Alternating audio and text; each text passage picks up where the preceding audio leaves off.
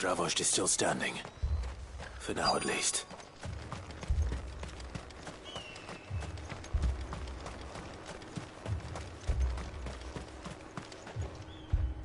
Clive! You're here! And the Akashic? Mostly off to the north still.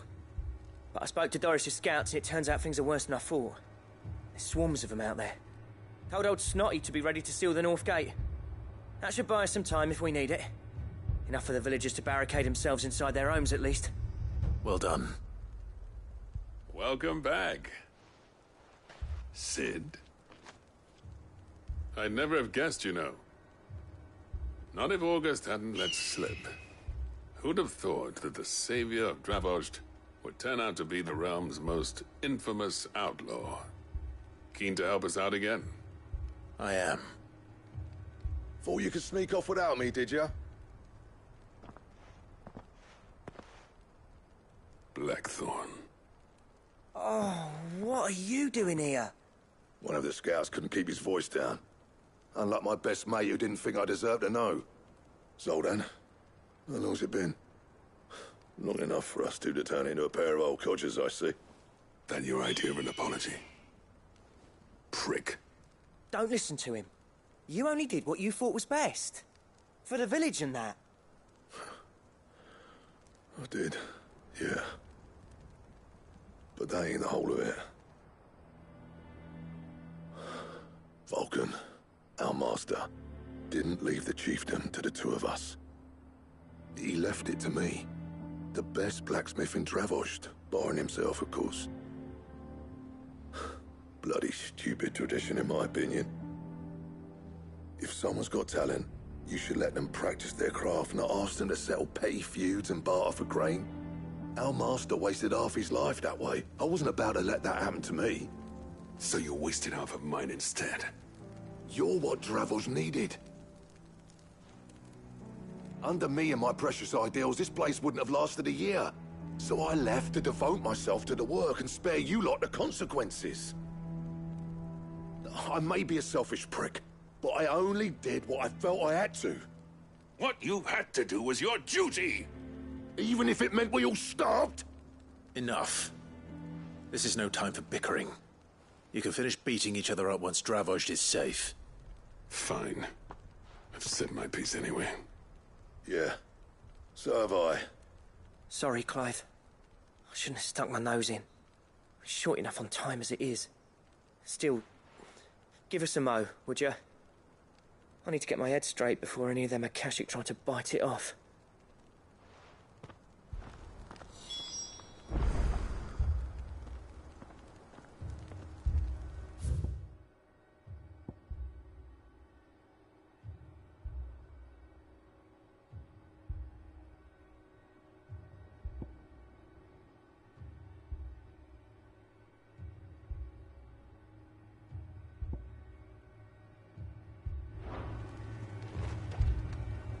You, ready for the off, then?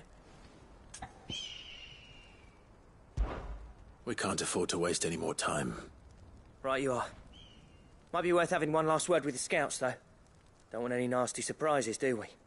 Oh, and Blackthorn, you and Zoltan might be better off staying inside the... Akashic on the move. How close are they? Within sight of the walls. And there are more coming up from the mines. What was I saying about nasty surprises? They'll wash right over us if we stay out in the open. We're pulling back behind the gates. Good idea. Get yourselves inside, but keep your weapons handy. Understood.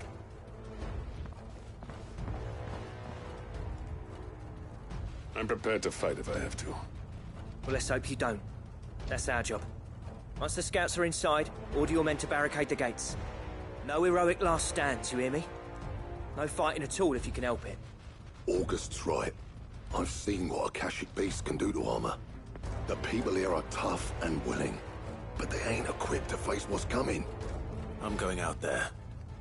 Start work on the gate as soon as I've left. I'll give you as much time as I can. And if they kill you? You evacuate. But it won't come to that. I promise. You'd better be right. Take good care of Dravost till I get back. Leave it to me. And give those things what for, yeah?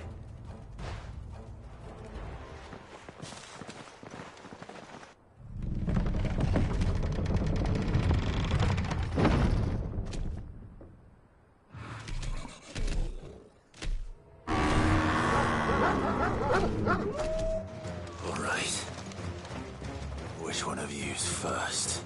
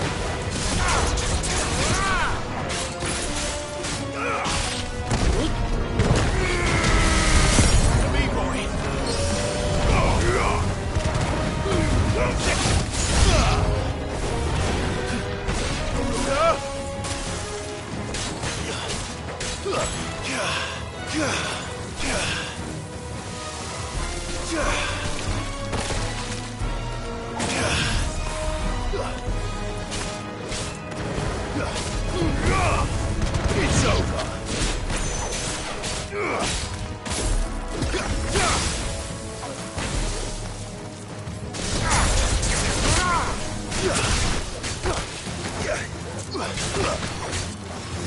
Stay down.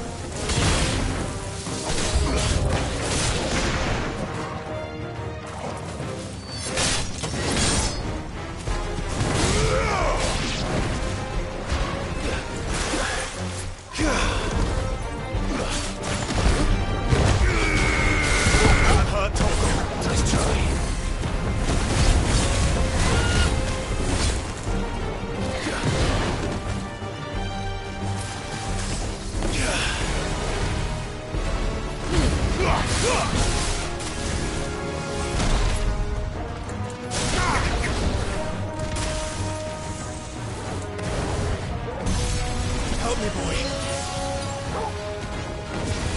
Too slow.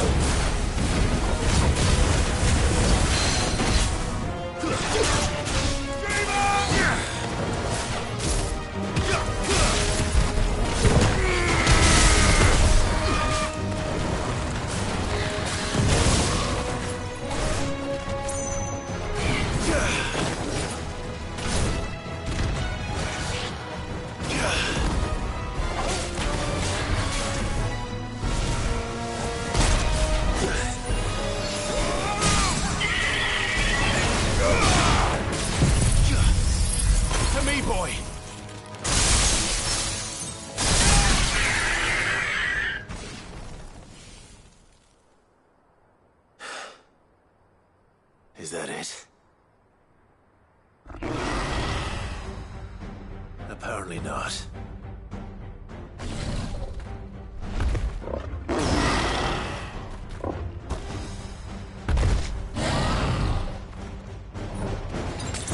You're not getting past me. Awaken winds!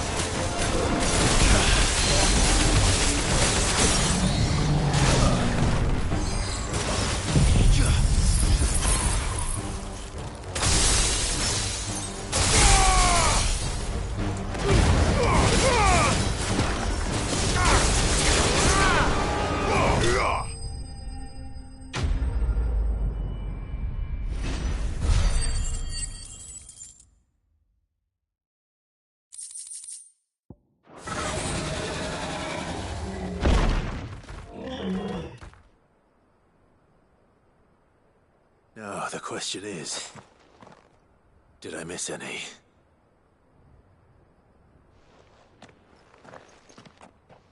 Man alive! You're still in one piece!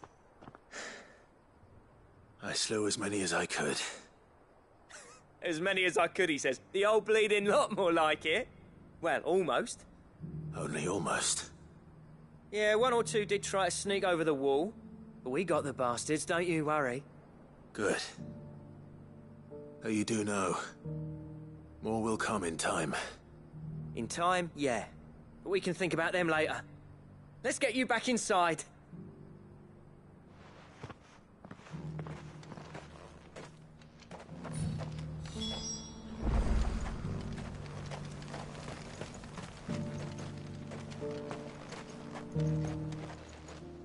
Sid!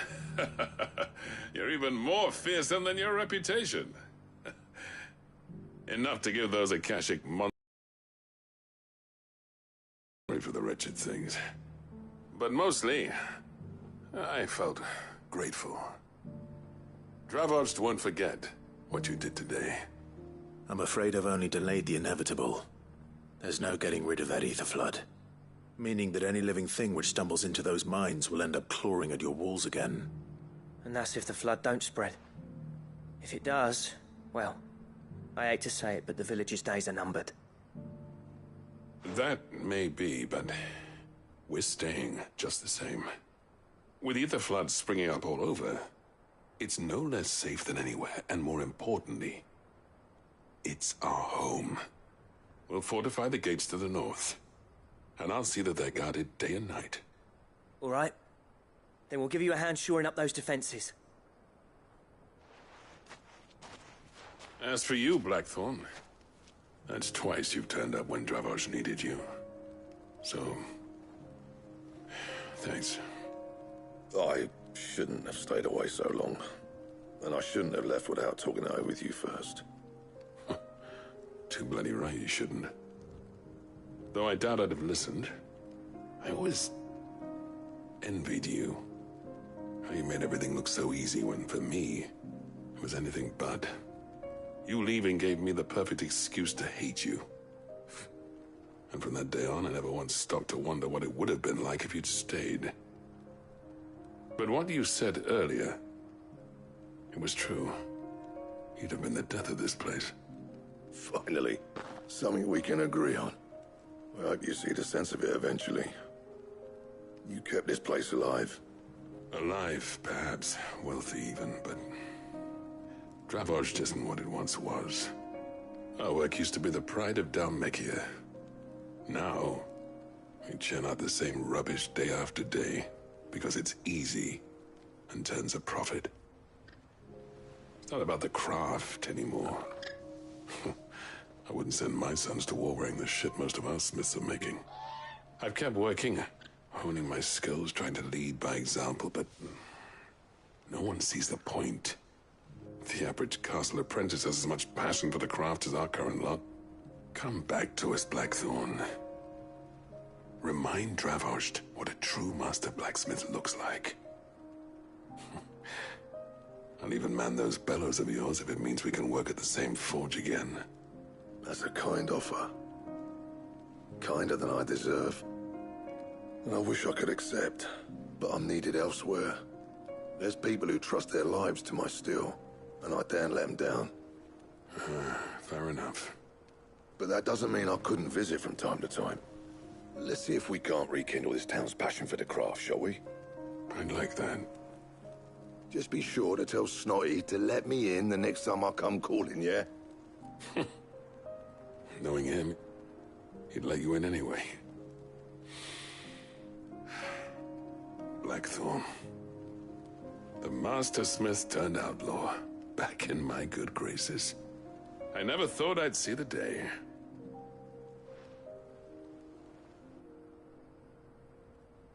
I'd say that went pretty well, wouldn't you? Even better than I'd hoped.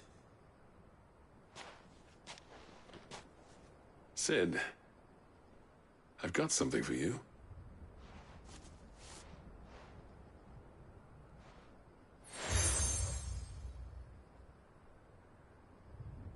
And this is? A token of our lasting gratitude. But I'm of a mind to make you a far grander gift. Designs for a certain sword have been passed down from chief to chief for generations. Now hold on, Zoltan. There's a reason no one's made that blade in centuries. There's not been a craftsman equal to the task. I'll admit your cinders make impressive steel, and I've learned to own an edge Odin would be proud of. But the engravings on that thing are enough to make a jeweler cry. And they're not just for show, either. Have you forgotten what brought you back to Dravozh in the first place? A certain ring? I knew I'd never surpass you with a hammer and tongs. So I turned my hand to a different kind of metalwork. Between the two of us, I'd say we're the equal of any master craftsman ever to have graced a forge.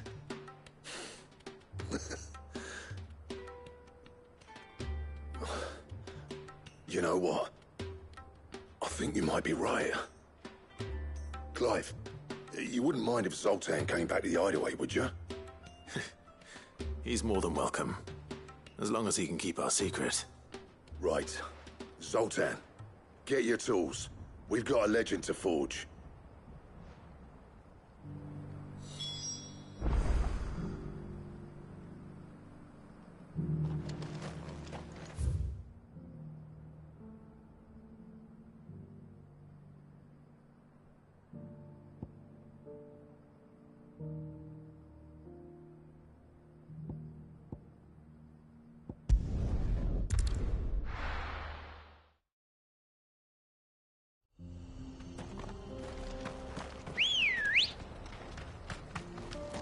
Ready, go?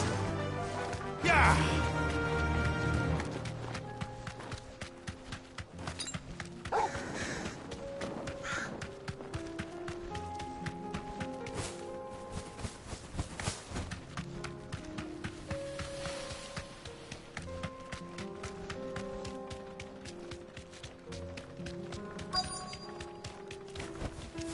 safe. I'll need to deal with these ones first.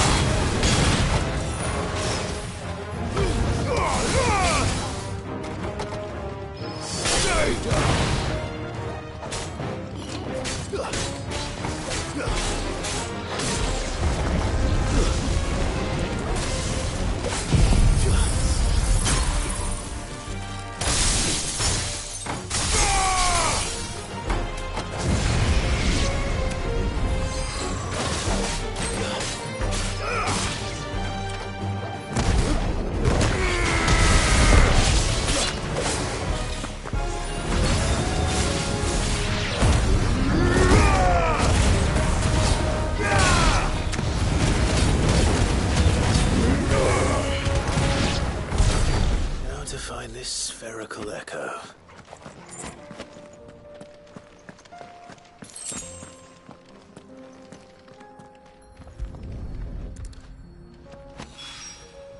This is it.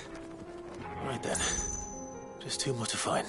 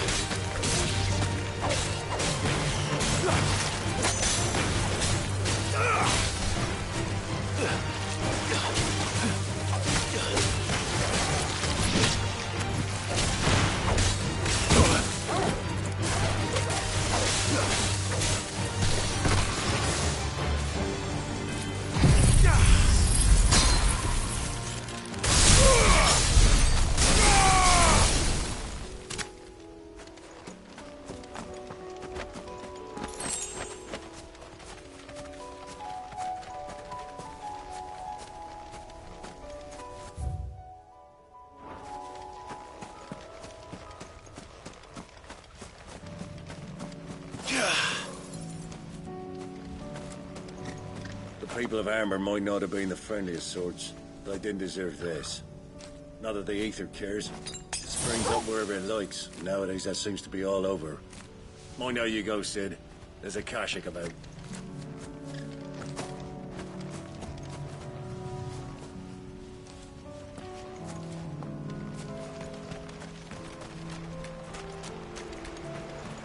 Damn it. The whole village is turned.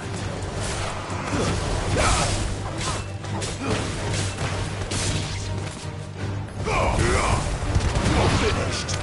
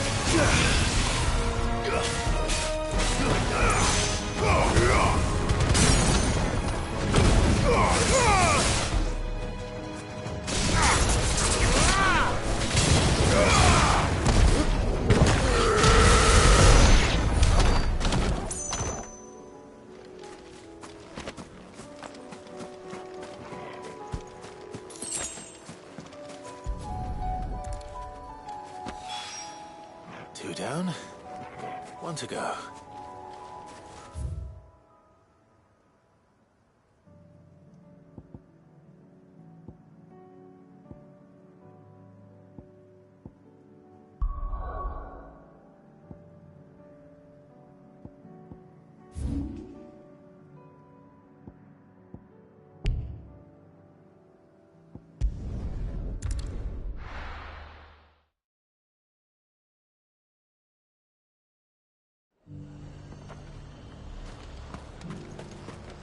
Do you see anything you like?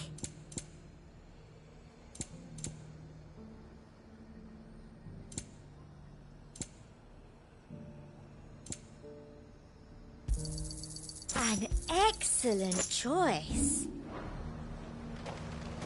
Why, your stall is...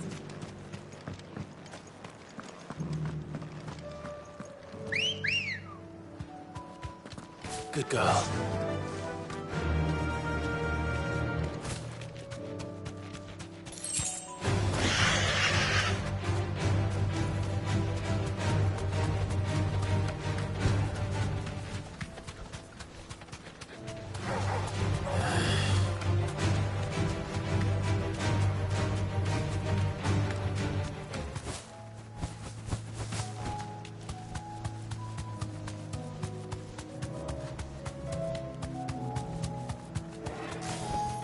You deserve a rest.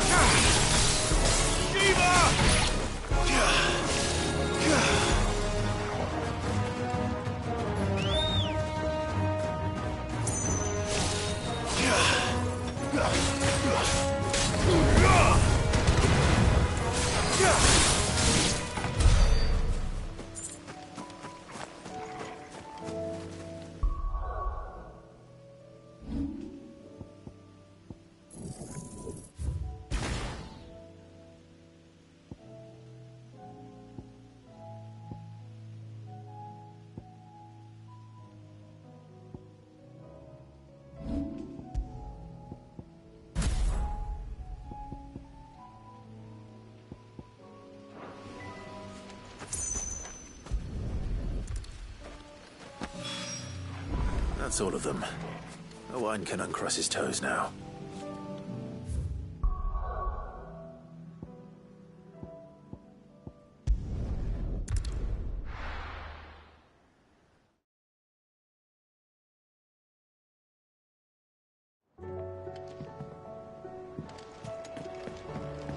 Come back.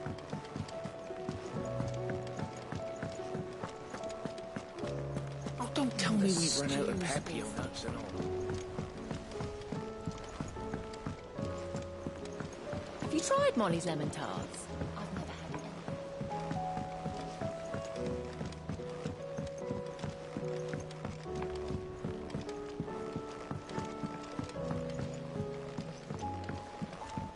And the lost. It can't be true. Miss, can we read Miss Editor's story for a lesson today?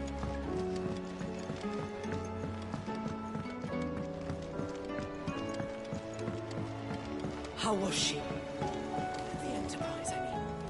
Ah, Sid. Wasn't expecting you back so soon. So, is it good news or bad? Good, thankfully. Here. Ah, that's brilliant. Thanks a blimmin' million. I'll fit 'em to the smelter right away.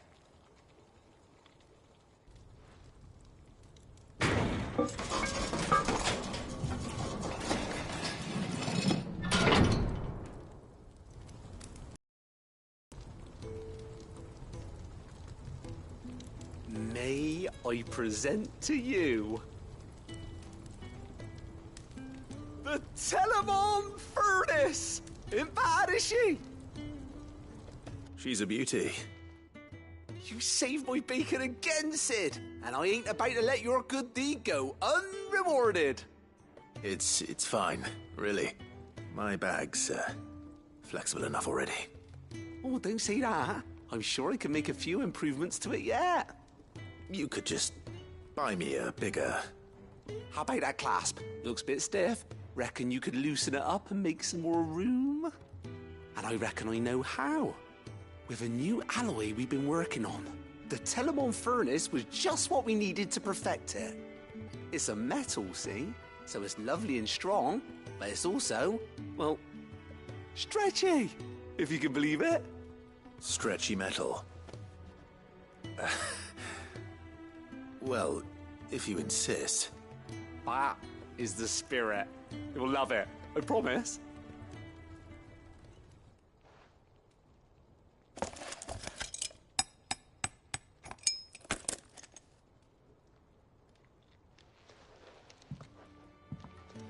So, what do you reckon?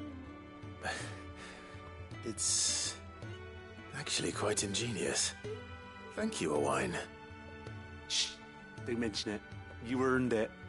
And I wanted to get some practice in using that metal anyway. Reckon we'll have all kinds of uses for it around the hideaway. Can't think of any right now, but that's our job, innit? Dreaming up new ways to make life easier around here. Maybe even out there, too. One day, the whole world's gonna know about the inventions you've helped us put together. That bag of yours will be the first of many. You mark my words. They'll hardly believe their eyes, I'm sure.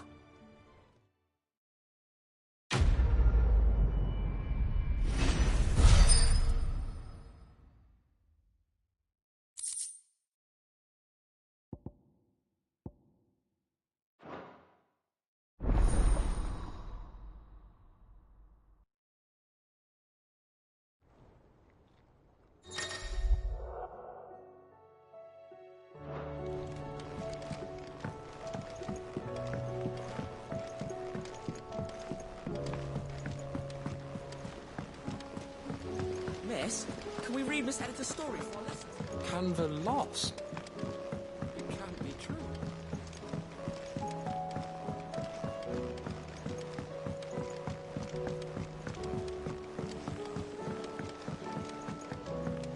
Have you tried Molly's lemon tarts? I've never.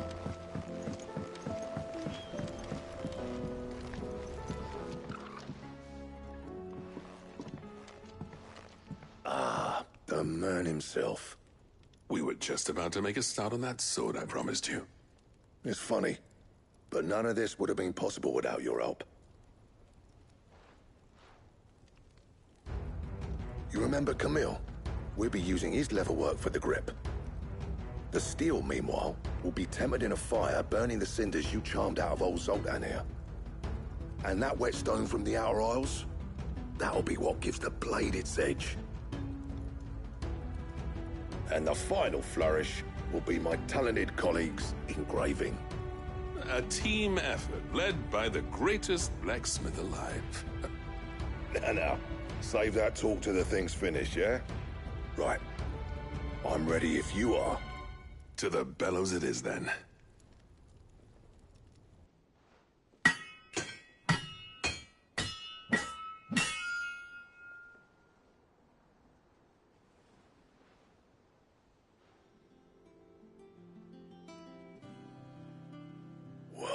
Bugger me. We actually did it.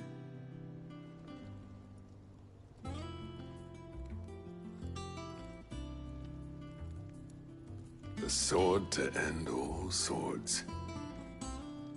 Ragnarok. It's quite something. I trust you'll take good care of it. Thank you. Both of you. So, does this make you pair the greatest craftsmen alive, then? This? Nah. This was just following the footsteps of the greats of old. It'll take more than that to earn us our place in history. But we're up for the challenge. Here. A list of materials. Zoltan and I got talking on the long road back from Dravozd. We reckon with those items there, we could craft something even better than the Ragnarok. Something worthy of a legendary outlaw like yourself. That's a weapon I'd like to see. You leave this list with me. I was hoping you'd say that. One legend at a time, eh, lads? Before you start on the next, who fancies raising a cup to friendship reforged? Good idea. No more drinking to forget my past. It's about time I had something to celebrate. Then tap the kegs! Vulcan's boys are on their way!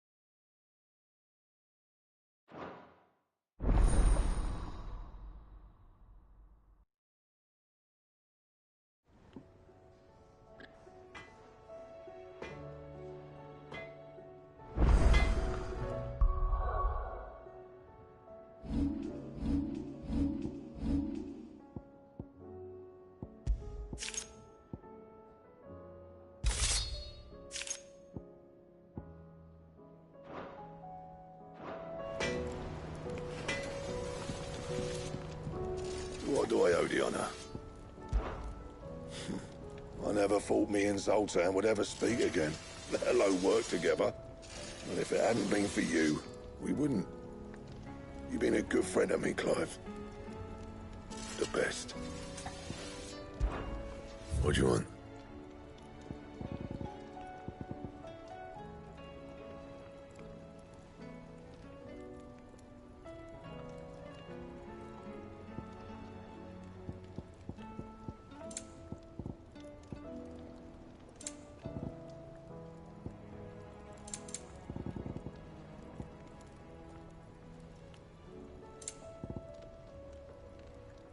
That it?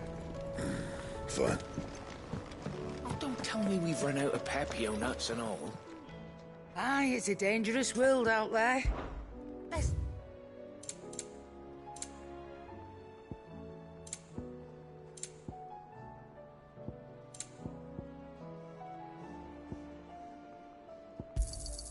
You'll not find a better price than that. It'd better all be here. Come again. Or don't. I'm not much bothered either way. Come back. Covered in nicks and lumps.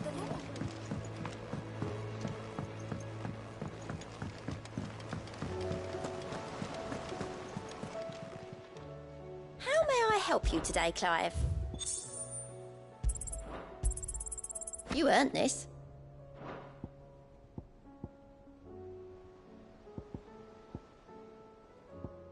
All done? How are you doing? Quick look.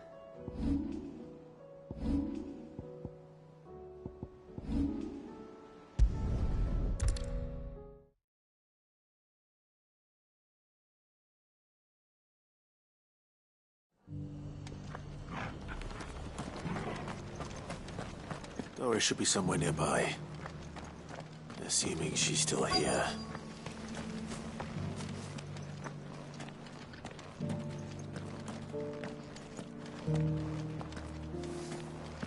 world seems to be changing so fast lately I can hardly keep up. But what I do know is that there's more bad news than good. You can tell that just by looking at people's faces. Just because the heavens have gone to wreck-a-room, you don't. How do?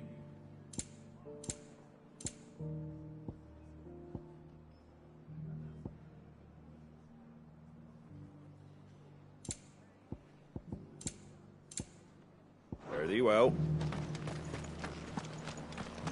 I've got greens of all shapes and sizes.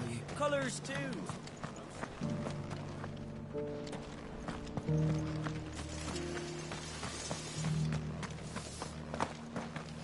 It doesn't still hurt, does it? Oh. It's been a pleasure, Doris. Just like old times. I'll give your offer some thought, my lady. How goes the investigation? Sid, what brings you to Martha's Rest? You. I heard you were out here on your own, tracking our slaver. I trust you're being careful. Of course. And it had to be me. The bearers from the Dragon's Eyrie confirmed a long-held suspicion of mine that the slaver we've been tracking is an old acquaintance. She's no fool. If we'd come in force, she would have spotted us straight away, and then vanished without a trace. That was her just now, wasn't it? So, was it a fruitful reunion? I'd say so. She tried to recruit me. Seems her time in Rosaria is coming to an end. She's abducted bearers from across the region and is looking to smuggle them back into Sambrec. After her brush with those beastmen on the road to Northreach, she hired herself an Imperial escort, which she wants me to join. She's dangerous, Sid, but I think I can stop her. Then I'm going with you. I'll take care of the escort. You can see the bearers to safety. Where are they? The Baum Archers, soon to break camp. You go on ahead. I'll follow once I've sent word back to the hideaway.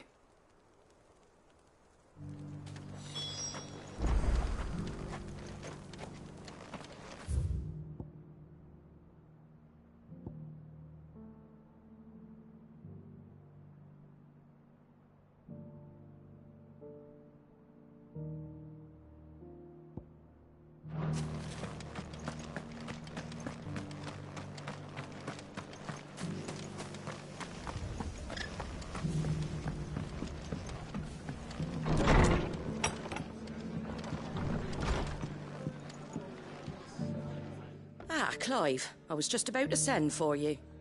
I'd like you to take something to Sir Wade up in Eastpool. Seeds for planting. Thought it was about time they started growing their own food. I'll keep providing them with whatever they need in the meantime, of course. But if Eastpool's going to survive, it's got to be able to fend for itself. As of those poor bearers. They've lived their whole lives in servitude, but now they're their own masters. Small wonder they ain't got the foggiest how to provide for themselves.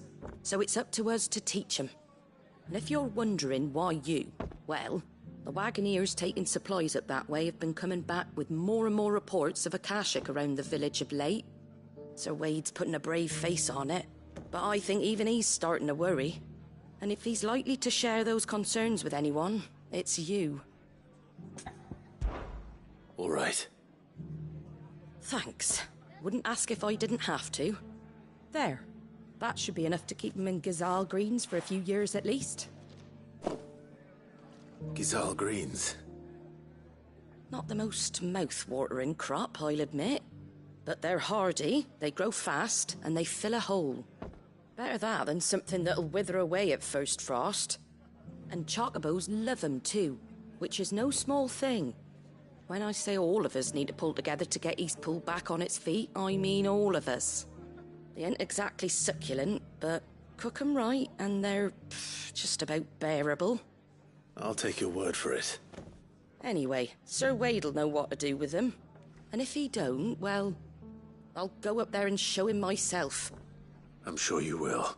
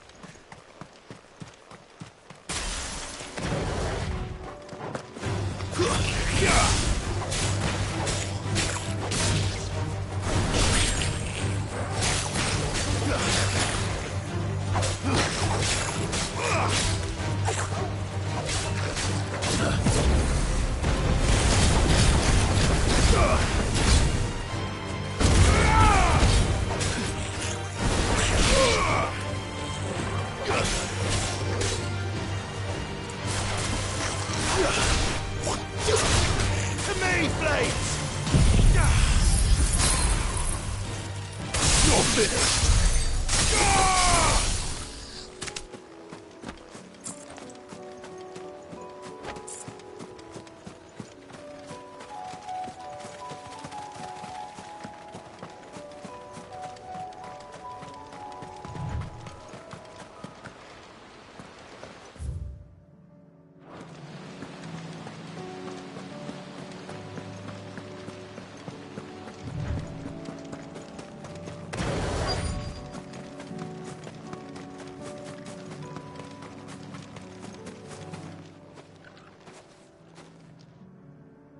Good. They haven't broken camp yet. How did Doris come to know a slaver, I wonder?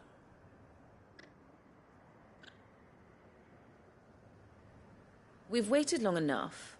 She's not coming. Ready the bearers. We're leaving. Back to civilization, is it, Mom? With all haste, lest any of you lackwits start talking like these feckless bumpkins. I presume your men are ready. We've suffered too many delays as it is. Any more and I'll be docking your pay. Yes, Mom. Oh, but before you go, it appears we have company. Kill him. You're welcome to try.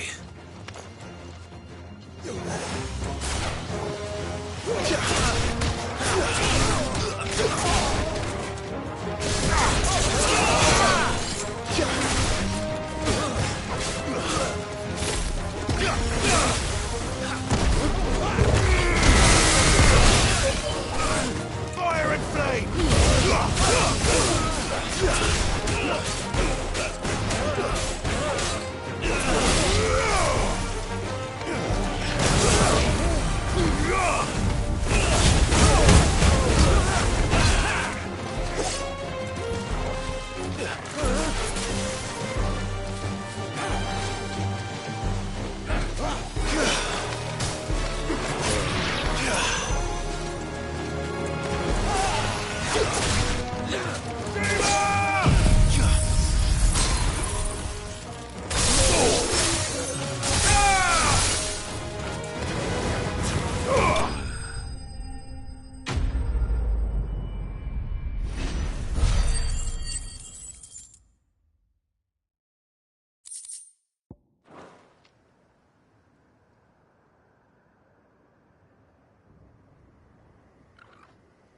So much for your escort.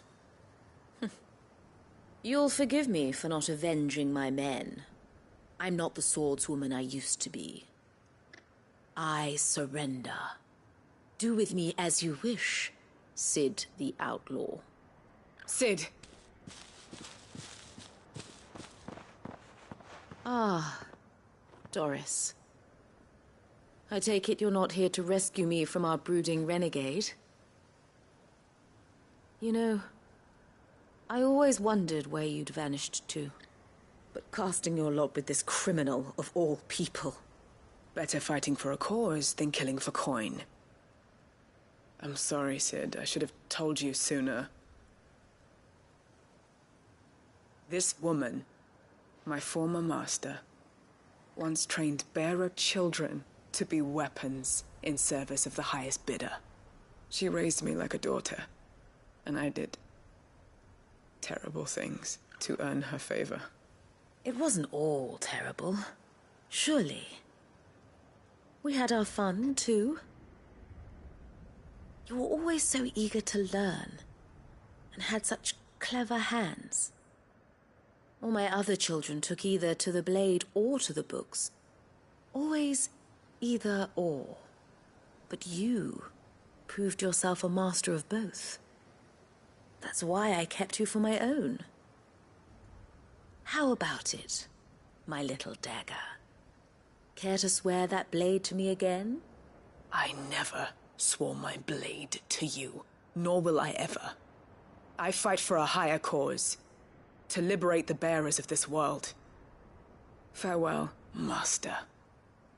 Thank you for making me the weapon I am. You always were a righteous child. Perhaps that's the reason I loved you so.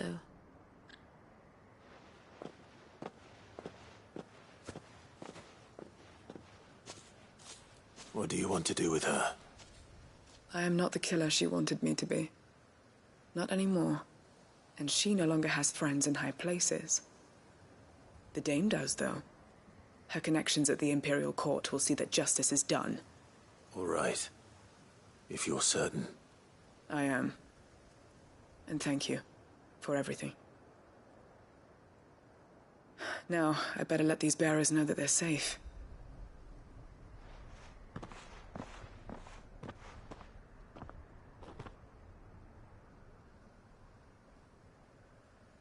And I should head back to the hideaway and put Cole's mind at ease.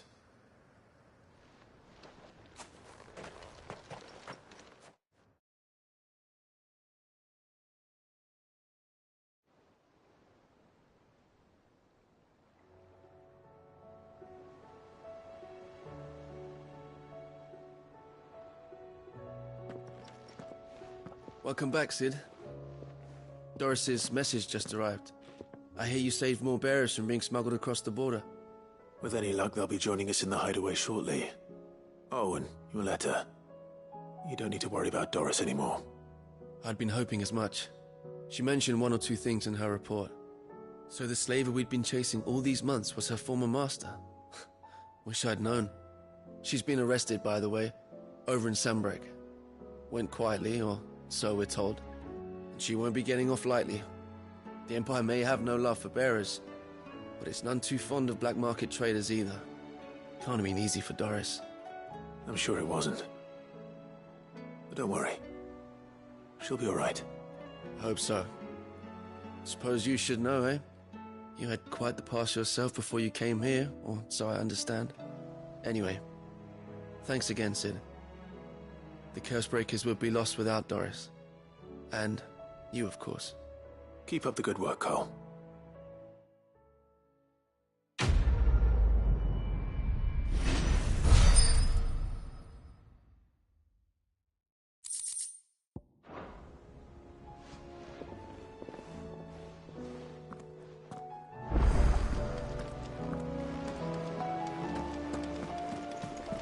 Covered in nicks and lumps, the lot of them.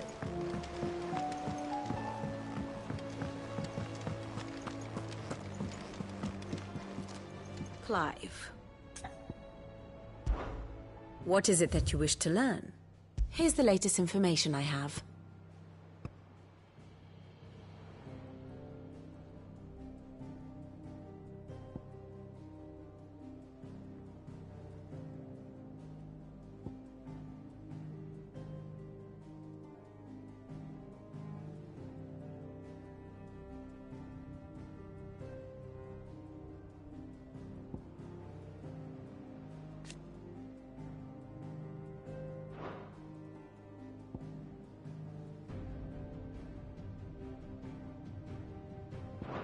Thus ends today's lesson.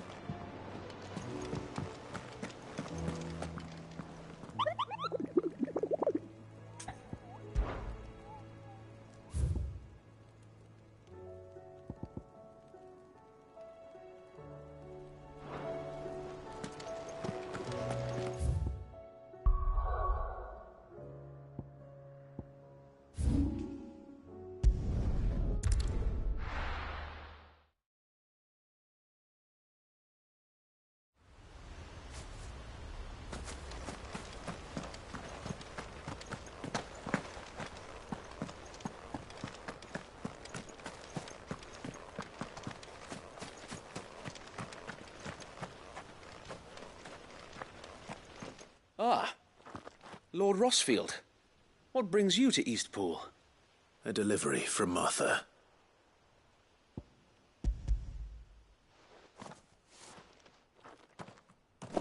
These are Gizal green seeds. Martha's keen to cut the apron strings, then, is she? I jest, of course. You see, I had thought we might be able to revive the old wheat fields, but they'd long since gone to seed. Only without the seeds. Martha was hoping he might be able to show the bearers how to plant and tend these, so that they'll be able to fend for themselves. That's not a bad idea. These bearers had only recently escaped their bonds before we brought them here. They know little of freedom, of providing for themselves and their loved ones. Unless we teach them how to live like free men, I fear that all we have achieved in bringing them here is to exchange one master for another. Not that myself and the Guardians have been the best example to them so far, subsisting almost entirely on Martha's charity as we do. It's about time we all started to provide for ourselves, bearers and Guardians alike. Unfortunately, we've been a little too busy of late to focus on much besides bolstering our defenses. There have been alarming reports of... The Horde is closing in. They're coming, Sir Wade, all of them. Damn it all, I thought we'd have more time. Gather the men in the square. Send to the rest for reinforcements. Yes, Sir Wade. The Horde. A Kashek, a veritable legion of them. They've been seen prowling around the northern reaches for a while now. We don't have the numbers to hold back a swarm that size. I had hoped to build a perimeter wall so that myself and the Guardians might be able to defend the village, but... Now you're out of time. Precisely. If reinforcements from the rest arrive before they do, we may just scrape an enormous if. What if you could call on reinforcements from Eastpool? You mean the bearers? We brought them here so they might live, not die, fighting for their lives. So wait. You said you lack men to defend the village. Are the bearers not men? Do they not wish to see Eastpool saved? Though they may not be trained soldiers like your Guardians, what help they are able to offer could still prove the difference between victory and defeat. You're right, my lord. I will appeal to them.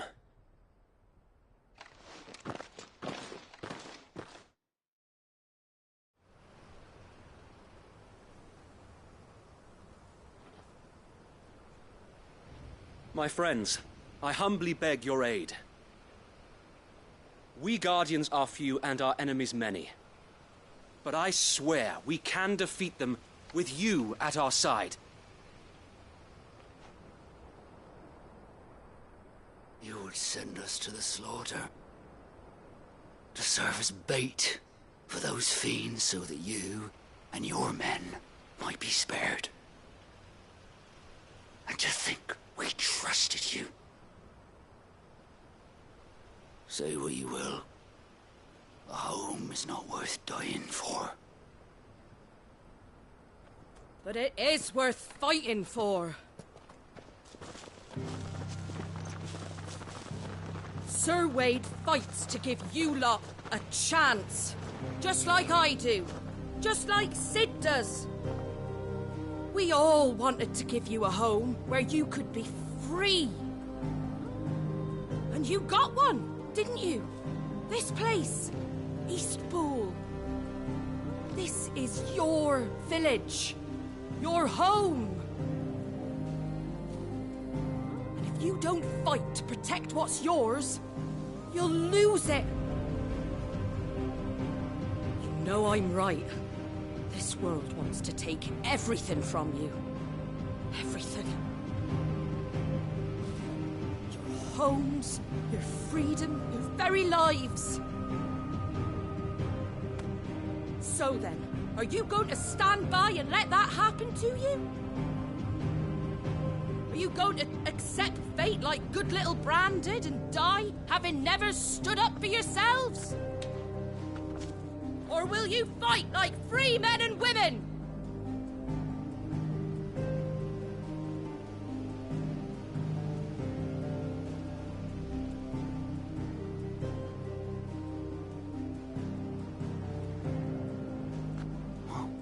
What are you doing? All right. Give me a sword.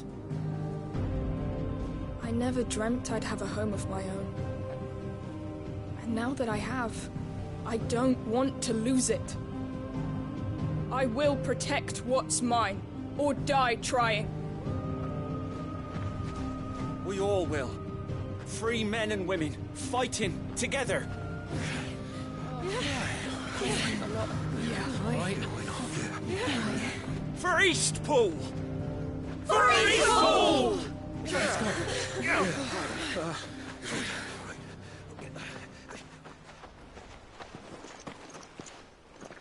Thank you, Martha. Don't mention it. Just promise me one thing. That you'll show them how freeborn fight. Gladly.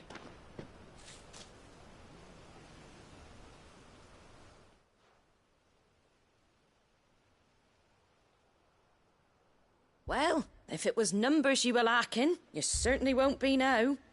Thanks to you. Me? Oh, I just love the sound of my own voice.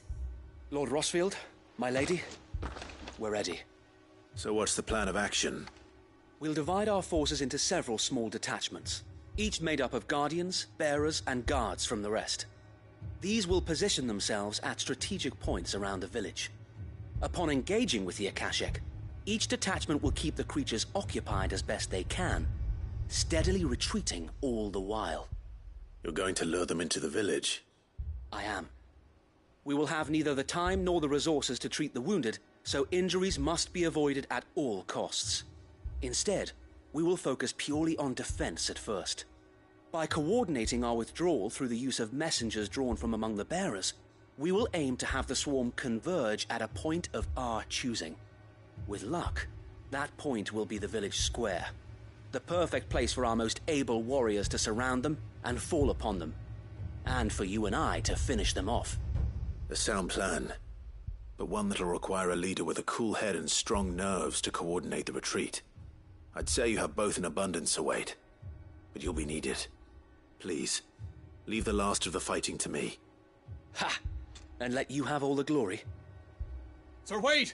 They're here!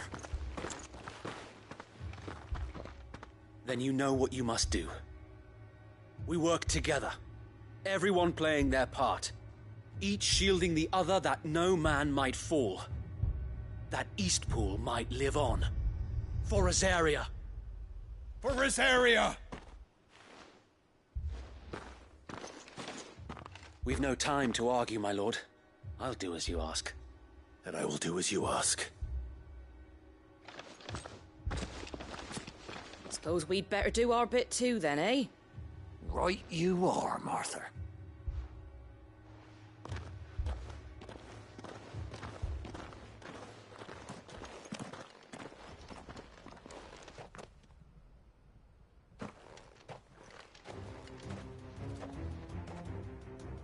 The calm before the storm.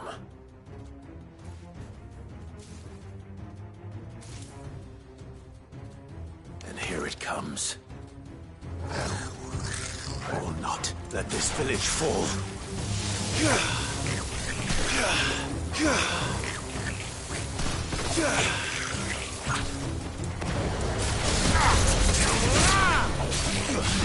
Too slow.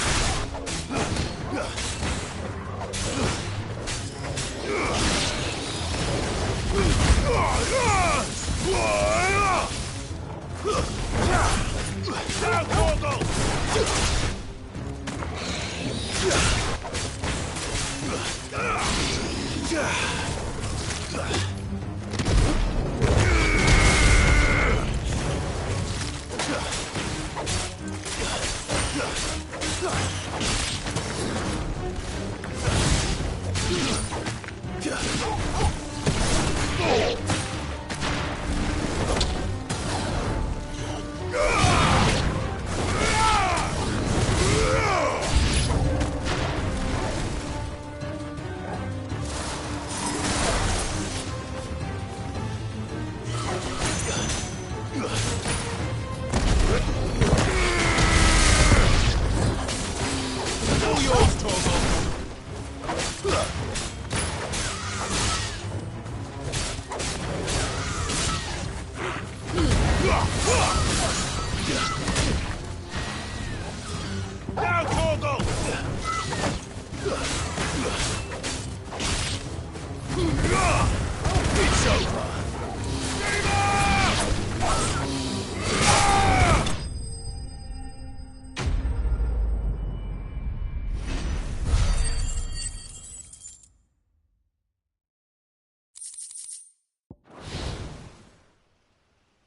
Looks like that's the last of them.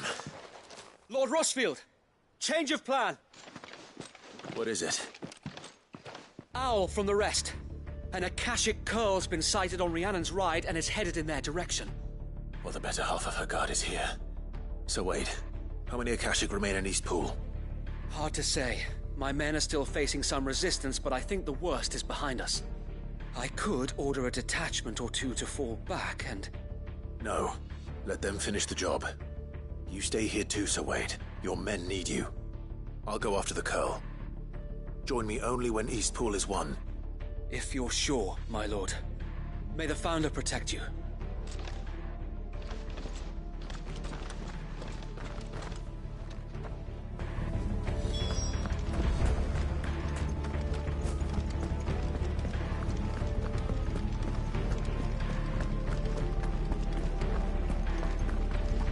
Next one's mine. I might not know what...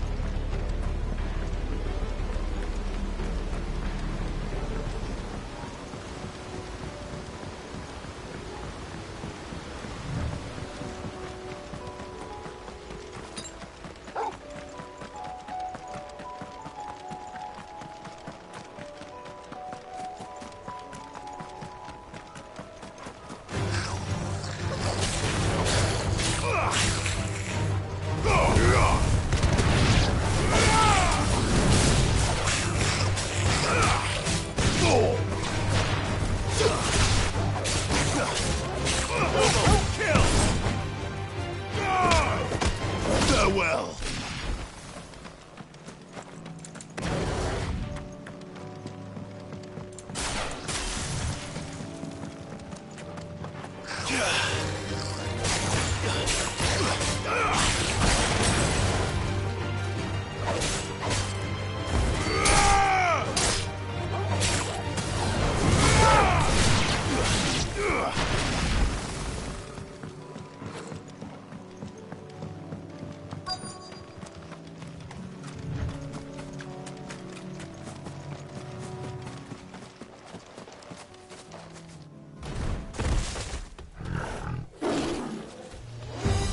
There it is.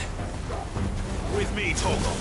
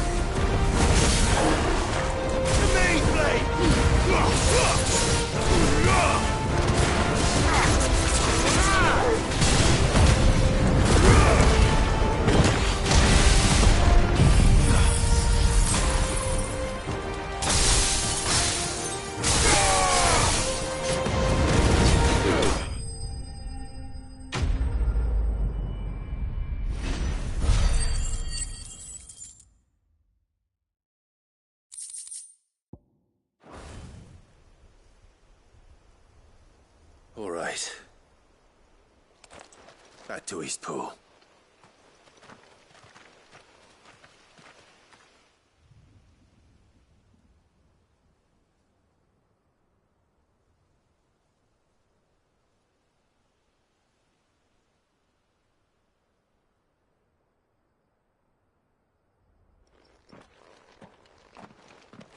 Lord Rosfield, the Curl, is it?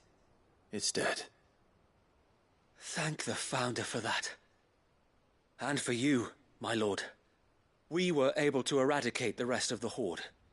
I have guardians posted around the village to keep watch for further attacks, but all seems quiet for now. I hesitate to say it, but I think it might be over. I think it might.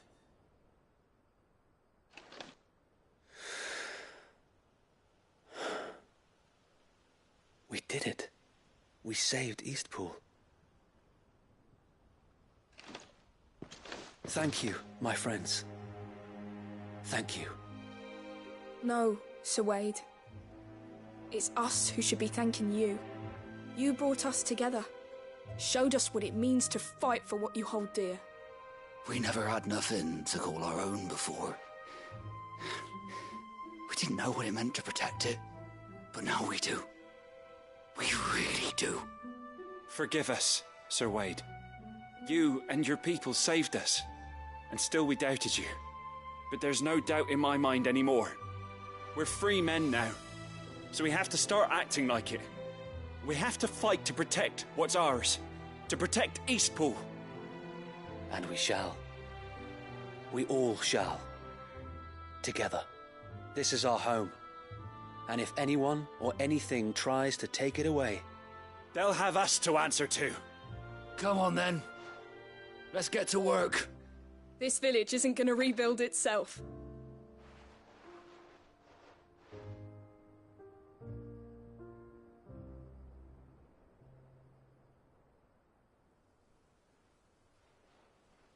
They're not slaves anymore. No.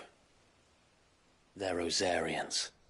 Your father took pity on the bearer's plight, and I believe if he was still with us today, this is what he would have wanted. I believe you might be right. I shall remain here, my lord, and do what I can to help rebuild the village. After all, this is my home now too. And I could hardly call myself an Eastpoolian if I didn't pull my weight. I think you'll find it's Eastpudlian, Sir Wade. But you should be proud all the same. I'll have to pull my weight too. Can't have the rest getting outclassed. Speaking of which, I ought to be getting back. Can we continue to count on your support, Martha?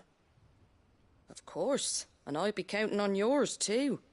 Us Rosarians have got to stick together, haven't we? Indeed we have. And Clive, come by the Golden Stables when you get the chance. I ain't paid you for delivering them seeds yet. All right. I will.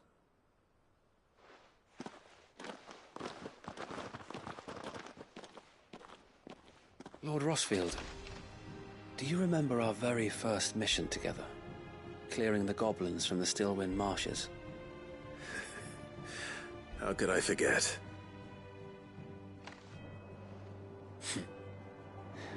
There's one sight that I shall never forget. You, facing off against that giant Morble. Not a trace of fear on your face. Since that day, there have been more than a few times when I felt like giving up. When the odds seemed so stacked in the enemy's favor, I thought I may as well just lay down my sword and surrender. But every time I would think back to the look in your eyes that day and remember what it means to be a shield. Know that whatever trials Eastpool may face, I shall never lose courage. Thanks to you. So Wade, you have always been a true shield. I know that Eastpool, and indeed all of Rosaria, will be safe in your hands. Thank you, my lord. I know the rest of the world will be safe in yours. I'll do my best.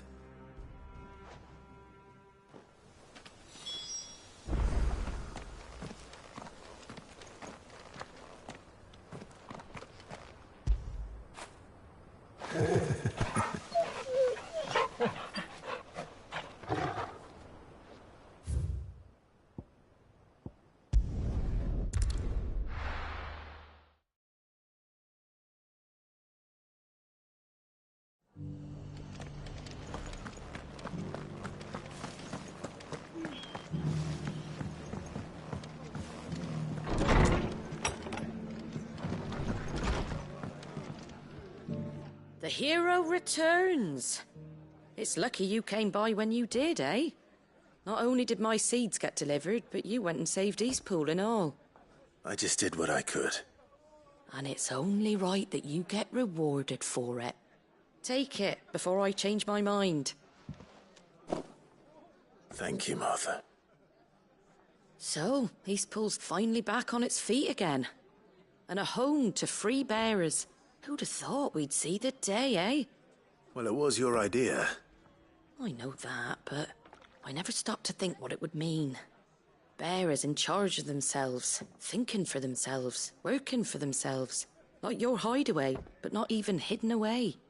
Though I suppose the rest ain't much different nowadays. You know, bearers living free like that reminds me of when I first met Sid. Loath as I am to recall that particular day. I take it you didn't always see eye to eye. What happened? Well, if you really want to know, I started doing what I do long before I met Sid. In fact, that's how I met him. Or at least how he came to meet me. He showed up at the stables one day, asking questions about who'd been buying up bearers. Founder knows what he thought I was doing with them. Running a hunt, poking around in their innards. Something awful, anyway. Me, I thought he was a new constable. Thought the game was up. But somehow we both managed to work out what each other was about. And before I knew it, the cheeky arse was rattling on at me about how I was doing it all wrong. After all my hard work. Told me I was giving them relief, but not freedom. That my bearers were still dying as slaves. Got right under my skin, it did. Told him if he didn't like it, he could bugger off and report me to the garrison. And do you know what he did? He smiled. And then he laughed. And then I did the same. We made a pact that day, that whenever one of us was in need, the other would always be there for him. And you were? Well, we both wanted the same thing. To make life better for bearers. Just like your dad. Do you know I was born right around the time Elwyn became Archduke? Growing up, I saw how he tried to change things. He certainly didn't lack for ambition, that one. Indeed. But the loftier one's ambitions, the harder they are to achieve. Which is why those of us who follow in their footsteps need to finish what people like Sid and my father started. Suppose you're right, aye. And if we don't manage it, there's always them who come after us. Good thing we've got a few half-decent sorts waiting in the wings, eh? It's almost enough to give you a little bit of hope. Just a little. Anyway, enough nattering. Better get back to work. Let's see about making everyone some dinner, shall we? The least the folks who saved Eastpool deserve is a hot meal. And you and me ain't gonna save the world on an empty stomach neither. That sounds like a wonderful idea.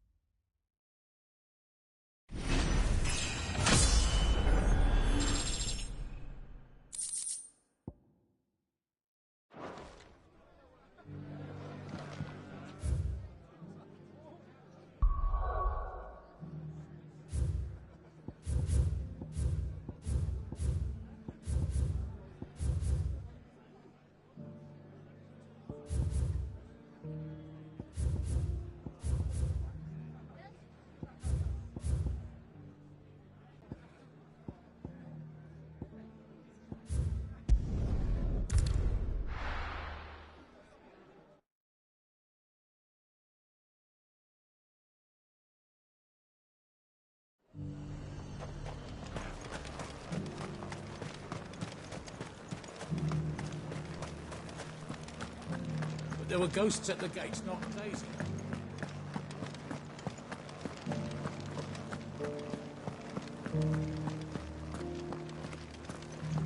Those things I said before. So many were injured.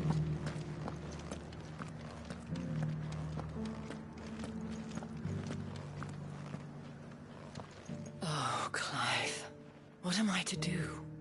My wards and I may soon be without a home. What's happened?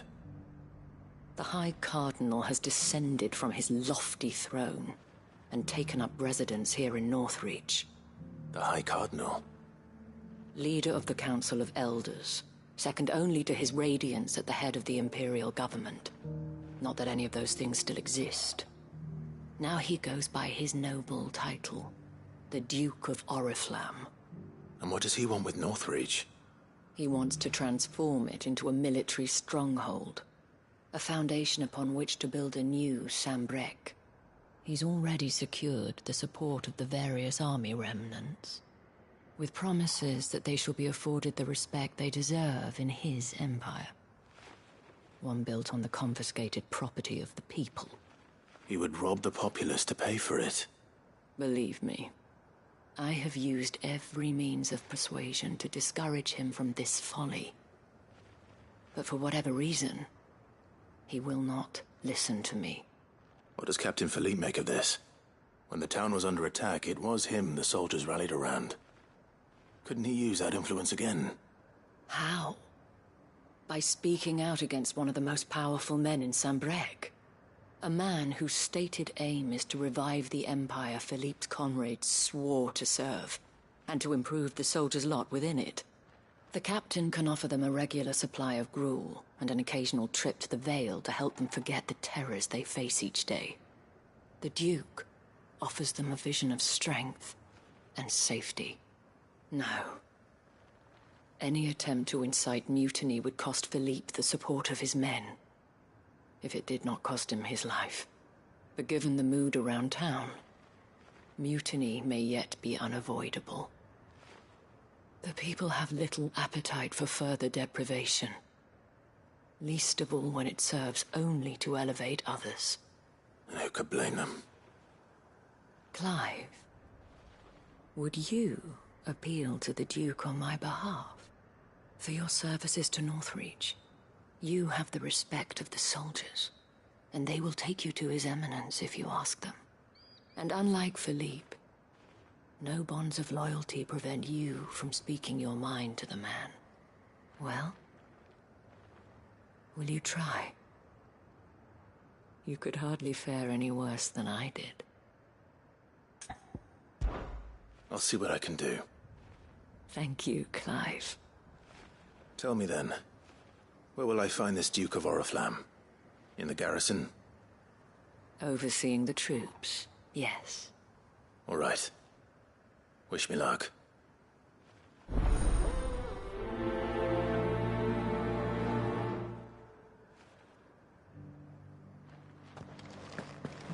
I may have met this Duke before, at the Remembrance Ceremony. Let's hope I didn't make a strong impression.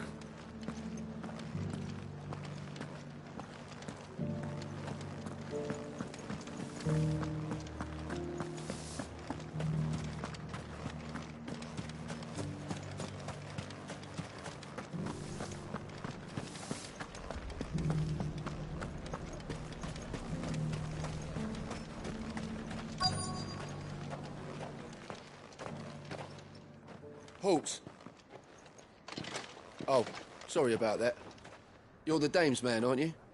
You got some business with the captain? No, actually. With the Duke. I was hoping I might be able to speak with him. We're under orders not to let any civilians pass. But you should be all right. His Eminence has heard all about you and your heroics. Wait here. I'll go and ask.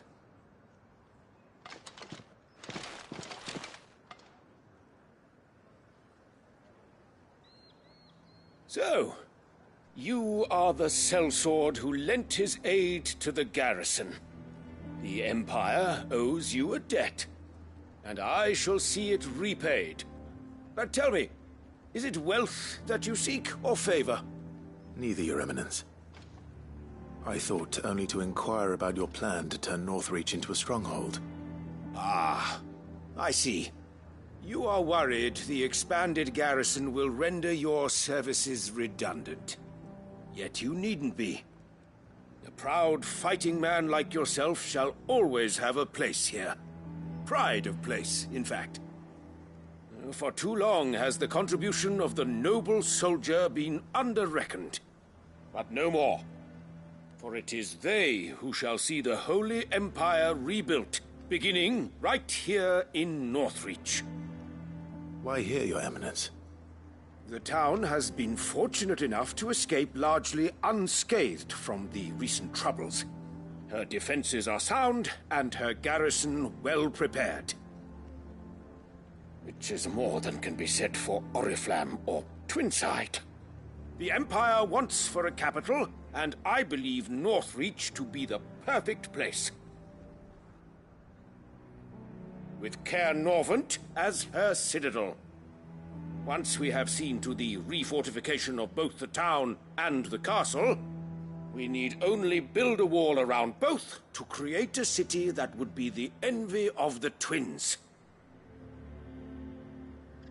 Plans are already underway for the construction. Soon enough, these thralls shall learn that they are no match for the might of Sanbreque. I fear you underestimate how dangerous these creatures are, Your Eminence. Should they return in force, you will need all the people of Northreach to come together in defense of the town. Something they may be loath to do if they've been deprived of their worldly goods. The people will do as their leaders command. If Sanbreque is to be rebuilt, she will require a functioning government. One whose authority is beyond question. That is why this levy is necessary. So that any man who wishes to join the army might do so and be fed, outfitted, and paid as befits a defender of the Empire. And yet there are those who persist in peddling the treasonous lie that I seek to steal from the people and drive them from their homes. I suspect they're afraid of losing what little they have left. Precisely. The common folk have little and less, and you mean to deprive them of even that. You would sow the seeds of your new empire in your own salted earth. Sabine, we have discussed this. Yes, and I told you then how putting the empire before her citizens would lead only to revolt. Without an empire, there are no citizens. And in yours, there will be only beggars. Is that what Griga wills for her people? Do not take her name in vain, Sabine. I'll come back later. It wouldn't hurt to ask them, I suppose. Let's begin with those on the other side of the wall. As long as you remain...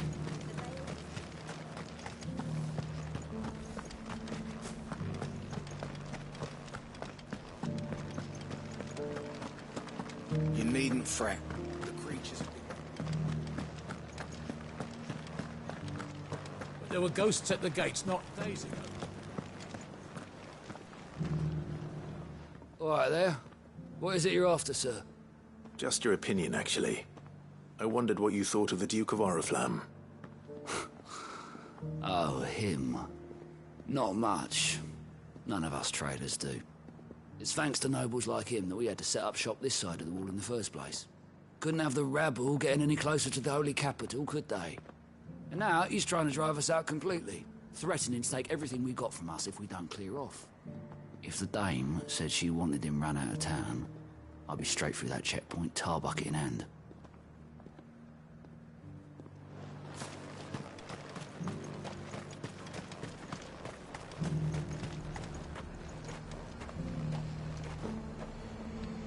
And what can I do for you?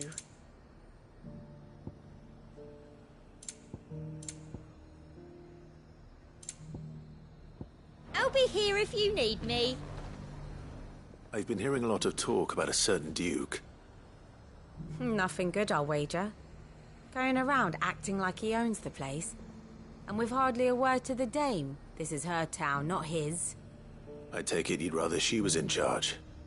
As far as I'm concerned, she still is. Just need his eminence to sod off back to Oriflamme. Why?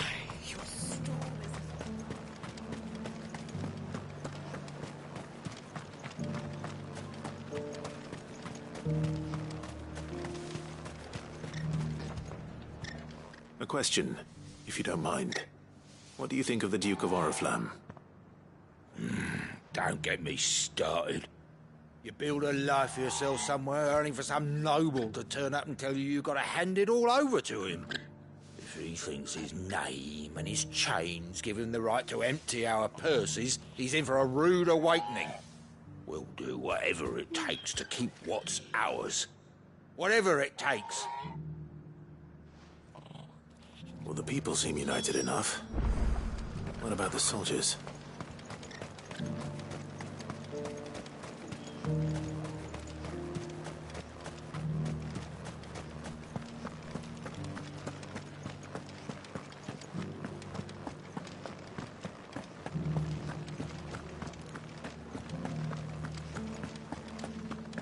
Those things I said before.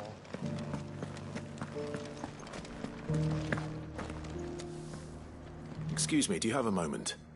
I wondered if you'd mind sharing your thoughts on the Duke of Oriflamme.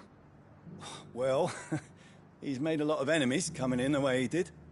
But I mean, look around us. You can see the state the realm's in. The traders might not like having the screws put on them, but if they volunteered a few more of their hard-earned gil before things got bad, maybe they wouldn't have to. I think the Duke's got a point when he says rebuilding the Empire's the best way of making sure we're all protected. And if that means people who don't know one end of a sword from another have to make way for those who do, well, that's just how it goes.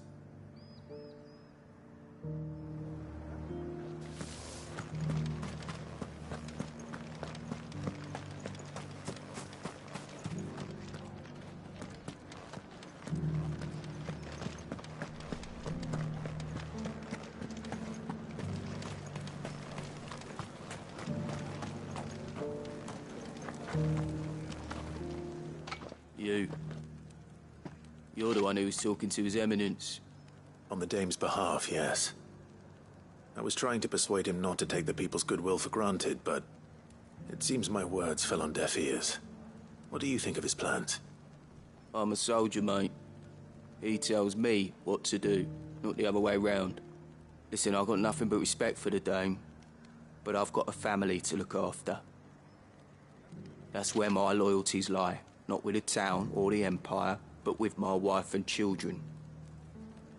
If the Duke can get us the men and the equipment we need to fight off those blue-skinned bastards, I don't care how he does it.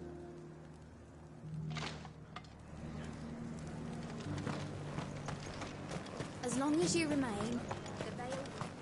Sabine, you are embarrassing me. You're embarrassing yourself. I hear the Duke of Oriflamme plans to turn this town into some sort of fortress. Do you think that's a good idea? It's not for me to say. All I know is that unless the Emperor orders me otherwise, His Eminence's word is law. Look, no one likes all these taxes and tariffs, but empires don't come for free. Once Sandbreak is back on her feet, we'll all reap the benefits. Let's see what Philippe makes of all this.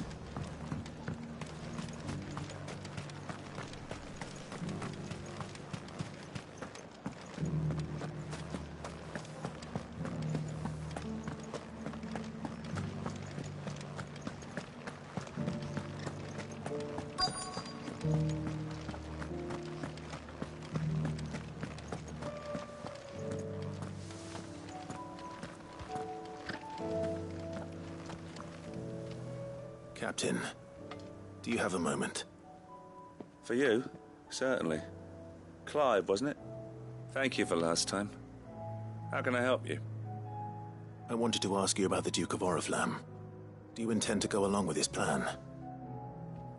But to tell you the truth, I'm in two minds. It's my sworn duty as a captain of the Imperial Army to obey his orders. But I can't say I agree with him. Philippe, I remember you saying that you became a soldier to protect the people you loved. The Dame included. That's right, I did. Well, she doesn't agree with the Duke's orders either. She thinks they could tear Northreach apart.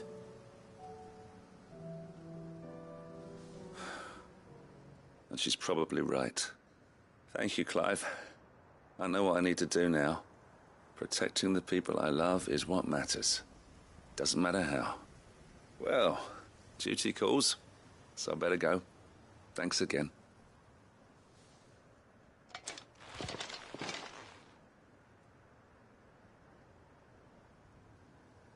It seems Philippe wants to do the right thing at least. I expect Isabel will be pleased to hear that, if nothing else.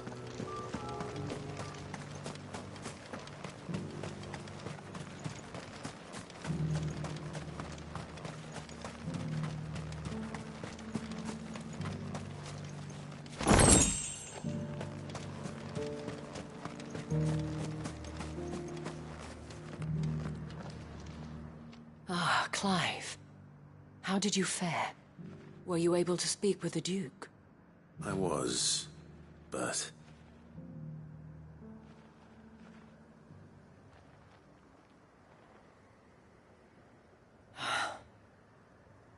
So Northreach is to be a fortress after all. Well, it will certainly help to hold back the thralls. There's no denying that. Though I doubt it will come as much consolation to the townspeople whose worldly goods are confiscated to pay for it. They deserve to be heard, Clive. To have a say in this new empire the Duke means to build. Sadly, His Eminence values their obedience more than their opinions, and hopes to reassert the authority of the state. I fear he sees the people as mere pawns on his chessboard to be sacrificed for the greater good. Needless to say, they themselves are of a different opinion, and would rather their destinies were in your hands. The soldiers, meanwhile, are content to follow their orders. And not just because of the Duke's rank, but because of his vision. I thought as much. Had I sworn to protect Sambrek, I dare say I too would want nothing more than to see it rise from the ashes. Thank you for trying. But the battle is lost. I don't know about that. What happened to your uniform? I handed it in, along with my resignation. Told the lads I wished them well, but that I owe it to those I love to call it a day. But why? Because I realized what really matters to me. Not following some nobleman's orders for the sake of it, but protecting what I care about. Protecting Northreach. I honestly don't know when those monsters will return, but I'm certain they're not finished with us yet. And when they do come back, we need to be ready for them. We need to stand together, all of us. And with you to lead us, milady, I reckon we can do it. It was you who finally convinced me, Clive. There's no point following orders if they go against everything you believe. Indeed. All of us, standing together. That has always been Northreach's best hope, and one which still lies within our grasp. We have only to turn our attentions to the true enemy. Thank you, Philippe, for showing me what I must do. Anything for you, milady. Speaking of standing together, would you mind if I borrowed a few of the lads from the Vale to help keep watch around the town? I fear His Eminence has loftier tasks in mind for the guard. Not at all. Be my guest. Wouldn't be the first time.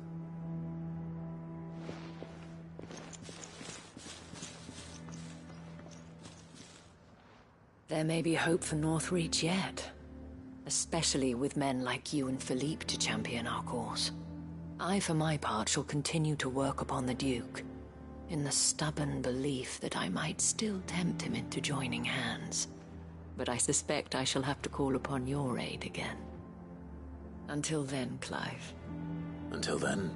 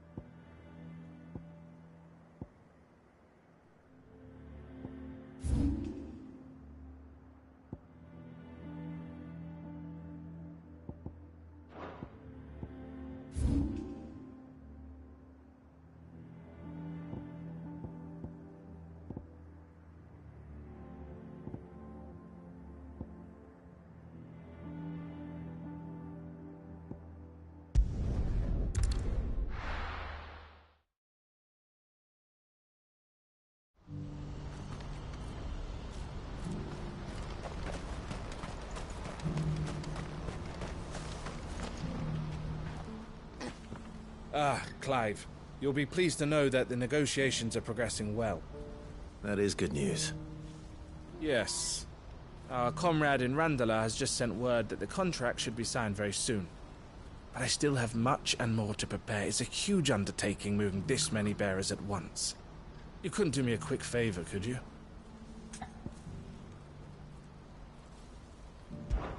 What is it this time? More wild beasts? Nothing like that.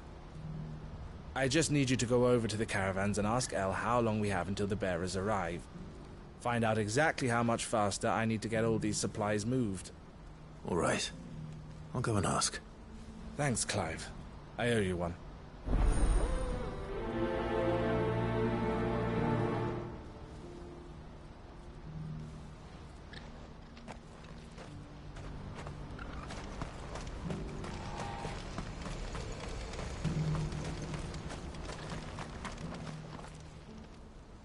Don't blame yourself, El.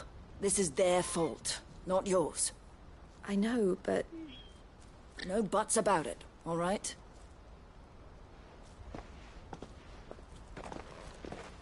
Is something wrong? Vonnie came to give me a message from our intermediary.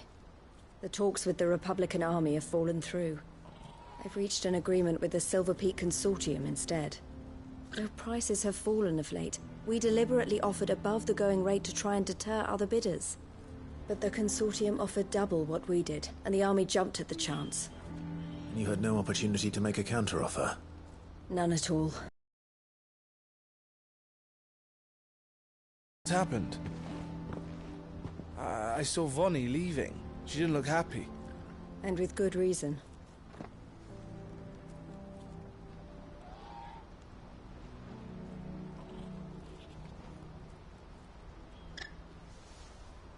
But I thought we were the only ones the Fist were speaking to about the bearers. How did the Consortium even find out about this? It's not so surprising.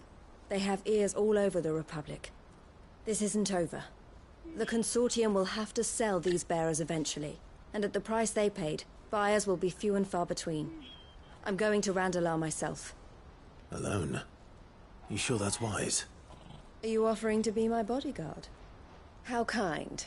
Meet me at the checkpoint near the capital gates. I'll send an owl ahead and request a meeting. You go to Cashlock, Theo, and get everything ready. We've waited far too long as it is. Even if I fail to free these bearers, there will be others. Someone needs to prepare the place and keep any prowling beasts at bay. Oh, and that's me, is it? Well, it looks like I'm following orders till she gets back from meeting the Silver Peak Consortium, who've been doing their best to undermine our scheme. She'll never join them after this, surely. No, she said it herself. She still has plans for Cashlock, even if this one falls through.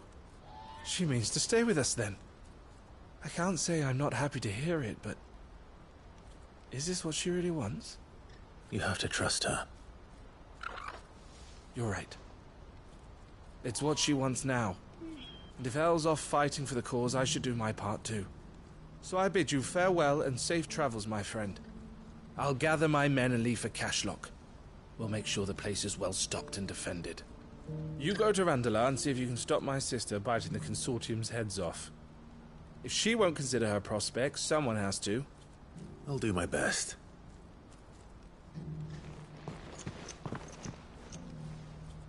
All right. To Randalar, then. And better not keep Eloise waiting.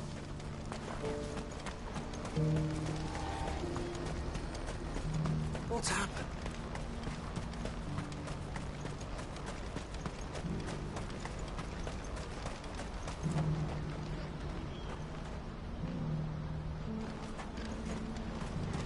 What I wouldn't give for a hot meal.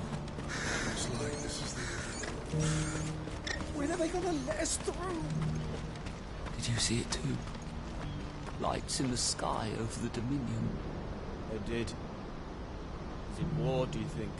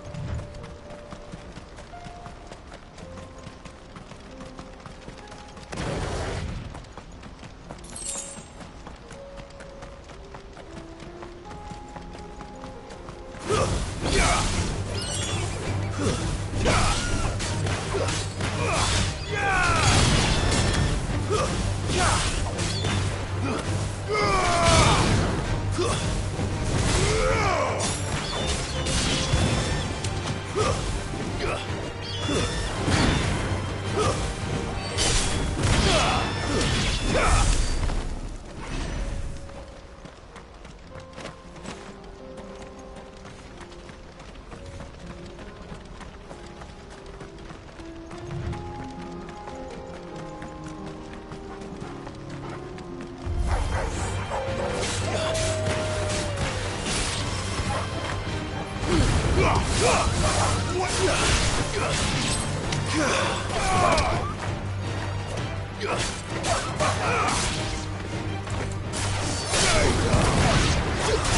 me, Blades!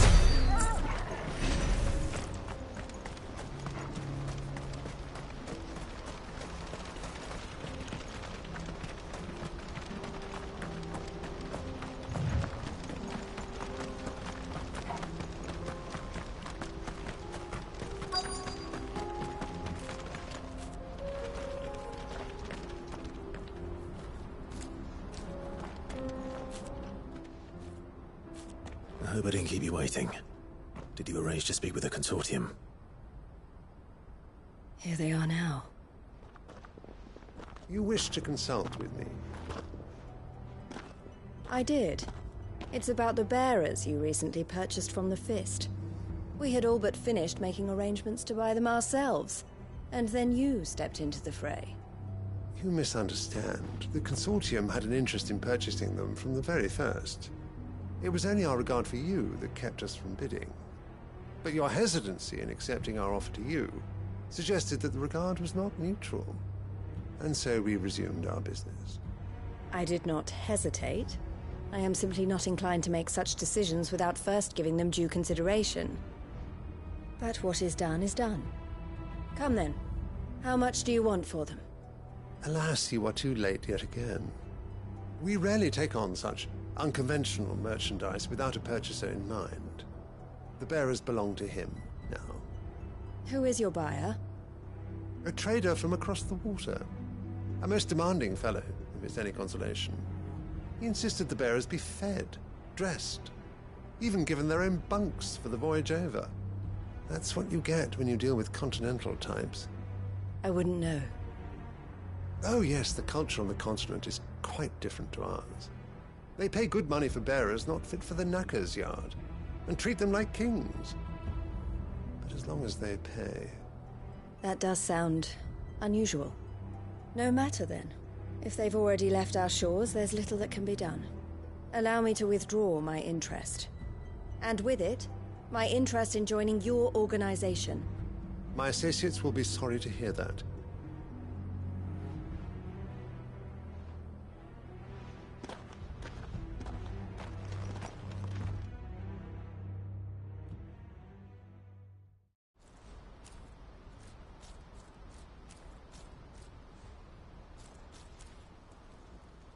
I'm sorry you weren't able to save them.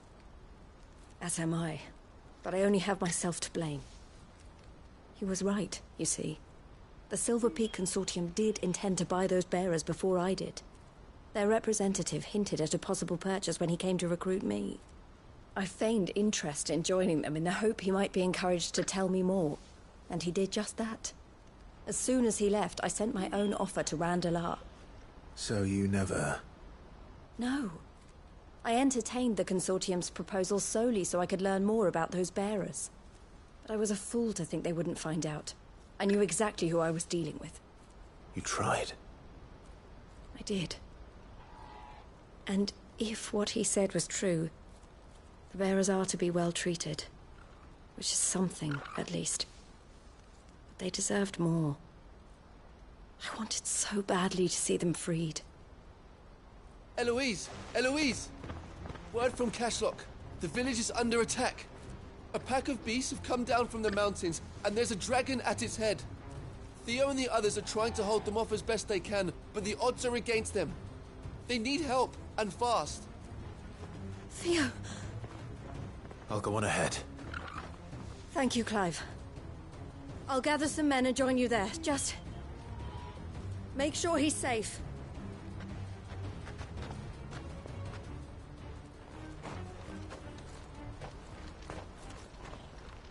Hold on, Theo. I'm coming.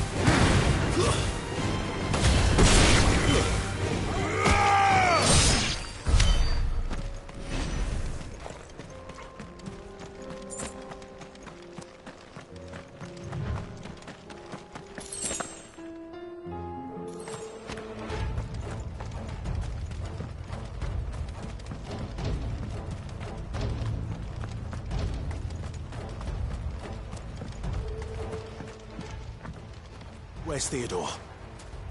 Upriver! He led the dragon that way to keep it from the village, but the whole area's flooded with ether.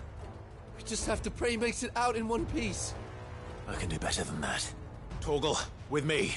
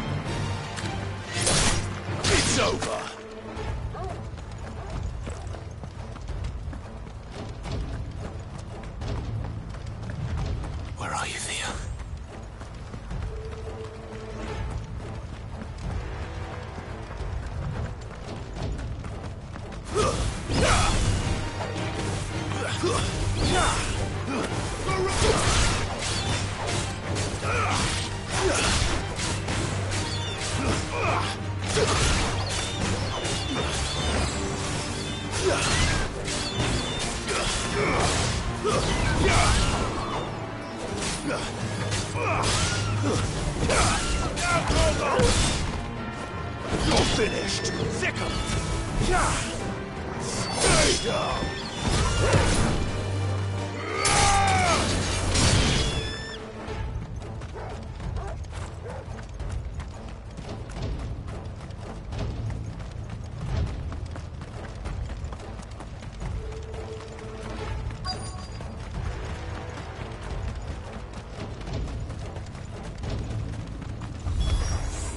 Damn it! The ether's too thick. These creatures have already turned.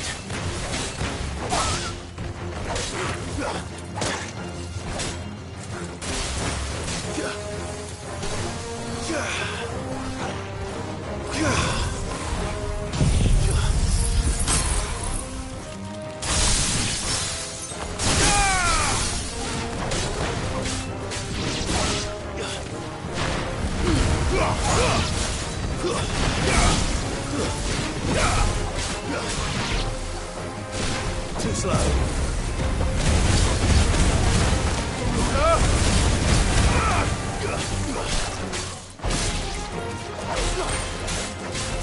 All yours, Torgal.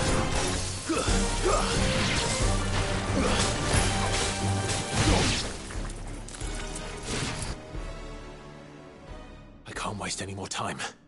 I need to find Theodore before that dragon does.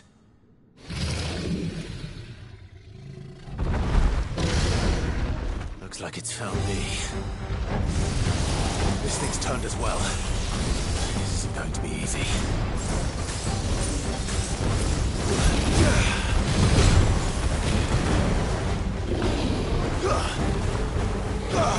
Let's try.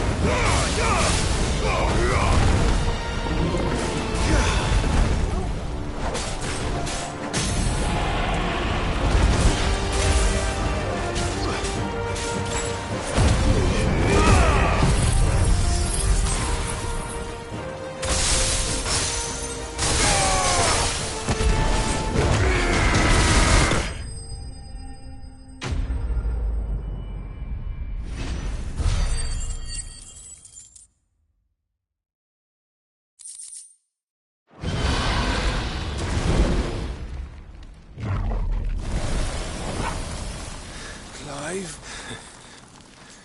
Theodore, you had me worried for...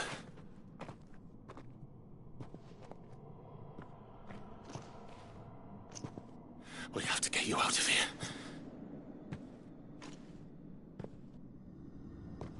I think it might be a little too late for that.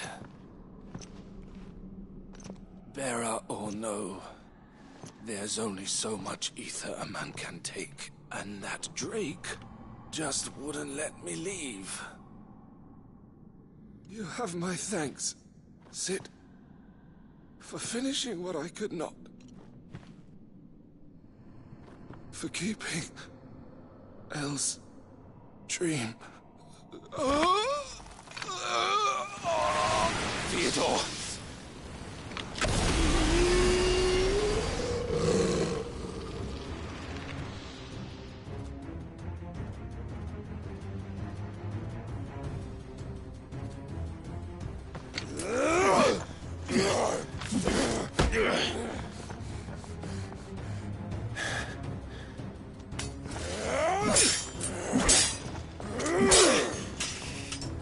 Don't make me do this. Stop it, Theo! Stop! Stay back, Eloise! He's turned. And so will you!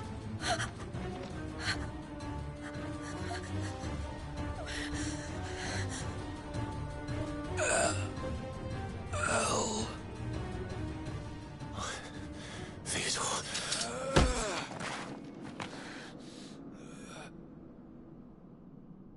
Take care of my sister. Theodore, wait. Goodbye, Elle.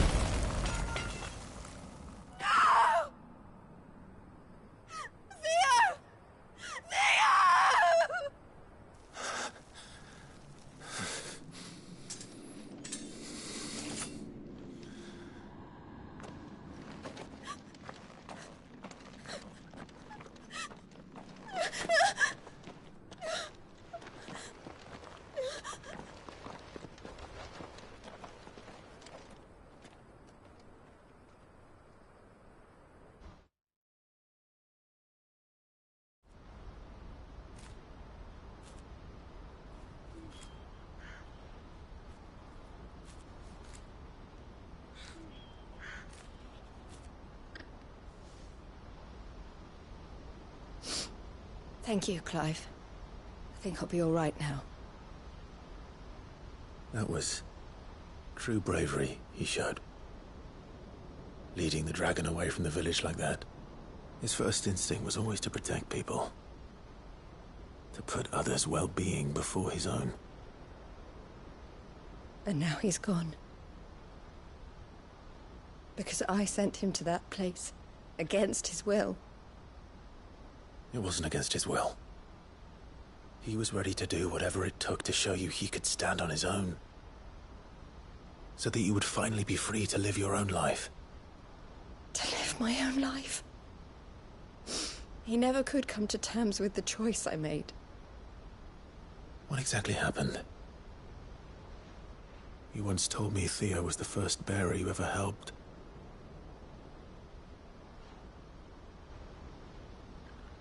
We grew up in Canva. We were born to one of the great trading houses. And I was chosen to inherit the family business. I had my father's head for figures, you see. Theo did not. While I studied the art of commerce, he played at soldiers instead. A late bloomer, in more ways than one. For unlike most bearers, it wasn't until his 15th summer that his powers awakened. My parents tried to drive him out of the house and into the care of the constables. But before they could, I took him into mine. Theo told me something else. He clearly admired your devotion to the cause of freeing others like him from slavery. But he said you deserved a better life than this. He wanted to free you from what he called your bonds, just as you freed him from his.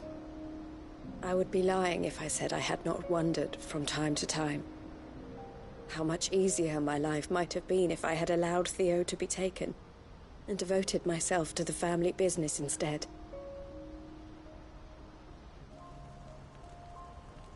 But I have never regretted the decision I made. Being with my brother meant more to me than tradition or reputation. I only had to look at him to remind myself of that night and the choice I made, and the fact that I would make the same choice again in a heartbeat.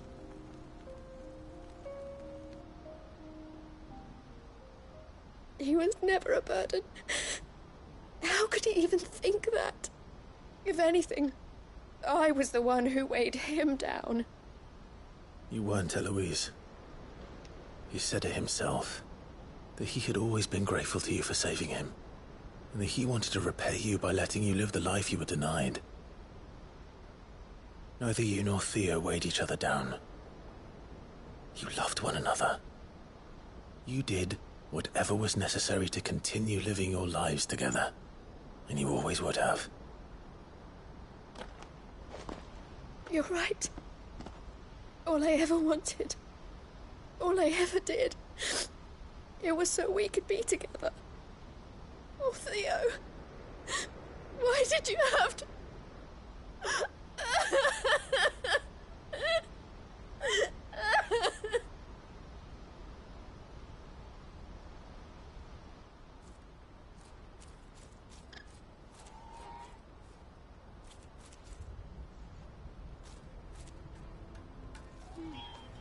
I know Theo wanted me to move on, but I'm staying here at the Crimson Caravans to continue our work. We can make a difference here. We can help people, save them. I need nothing more from life than that. So I'll carry on doing what we do, ensuring that goods, people, bearers get where they need to be, bringing smiles to people's faces just like we always have, and to Theo's. Wherever he is. This is the life I have chosen. The life I will always choose. I've made a choice of my own, to continue helping you however I can. Whenever you need it. Thank you, Clive. Let's go on together then. For Theodore.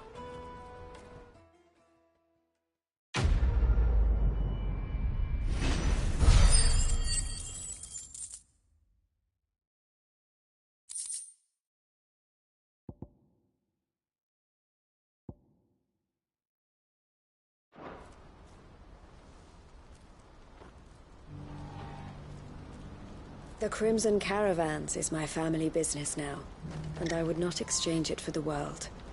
I brought Theo here to be safe, and I have never looked back since.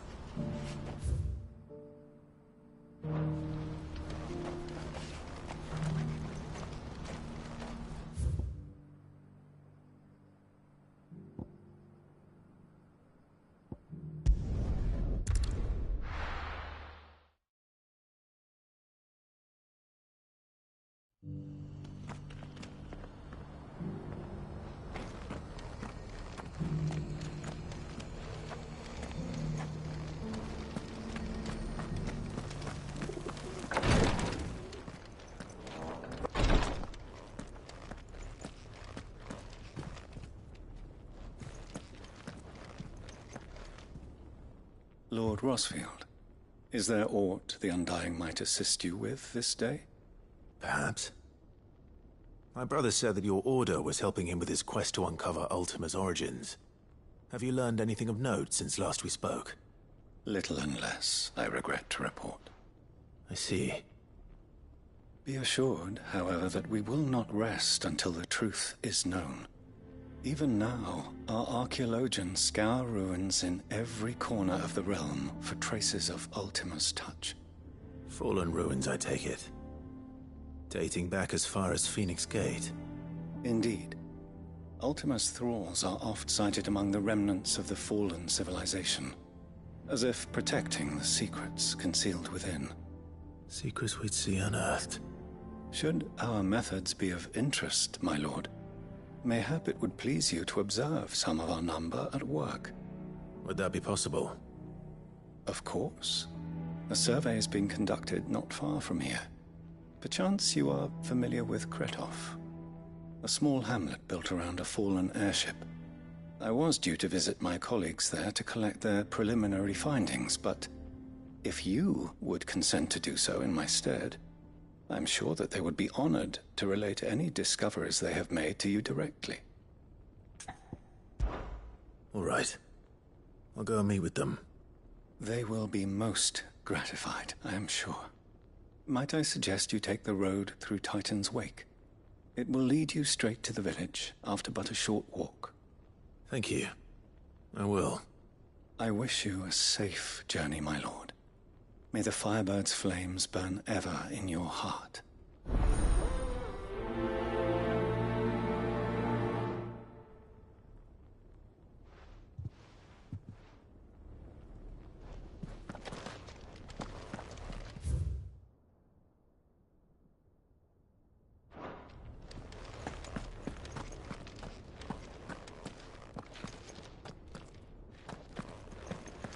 The greater number of our order live among the masses, hidden in plain sight. Even here in Tabor, our brothers and sisters pose as common folk. If any should reveal themselves to you, I beg you keep their true identity secret. A village built around an airship. Sounds like another Lost Wing. I hope the inhabitants are just as friendly.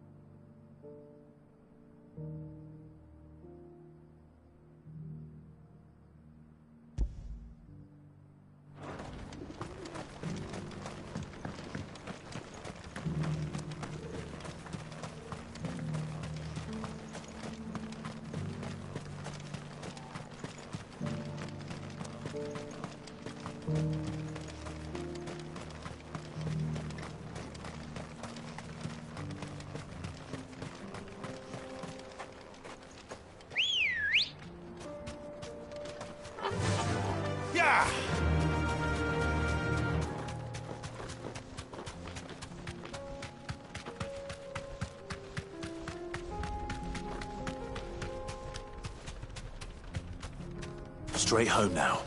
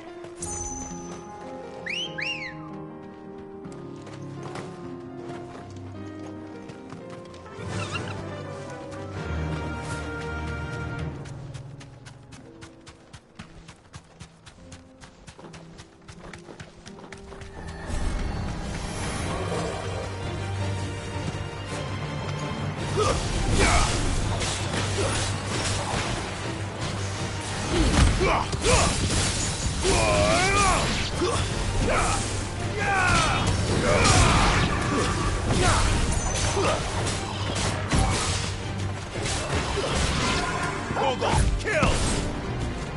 Stay down!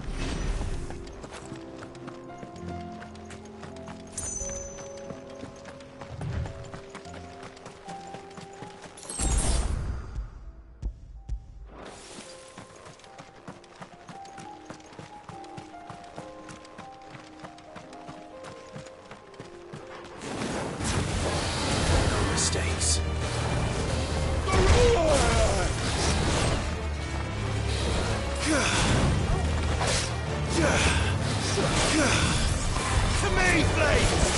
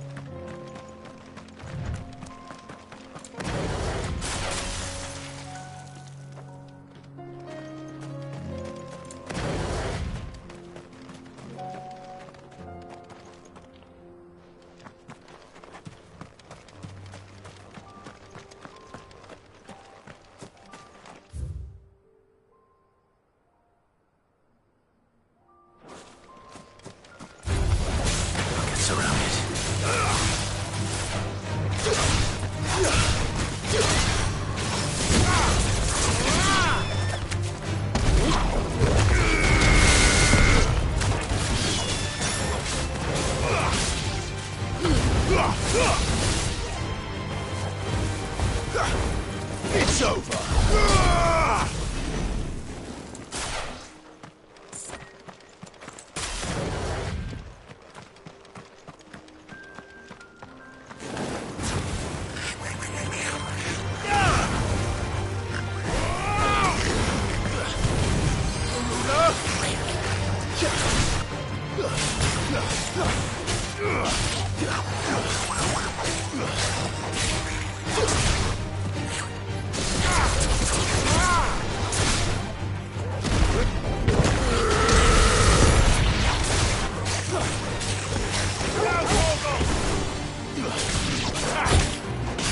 All yours, Torgal!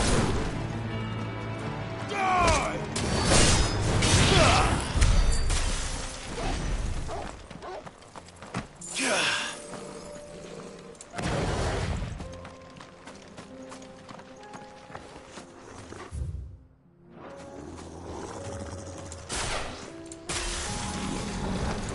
This won't be easy.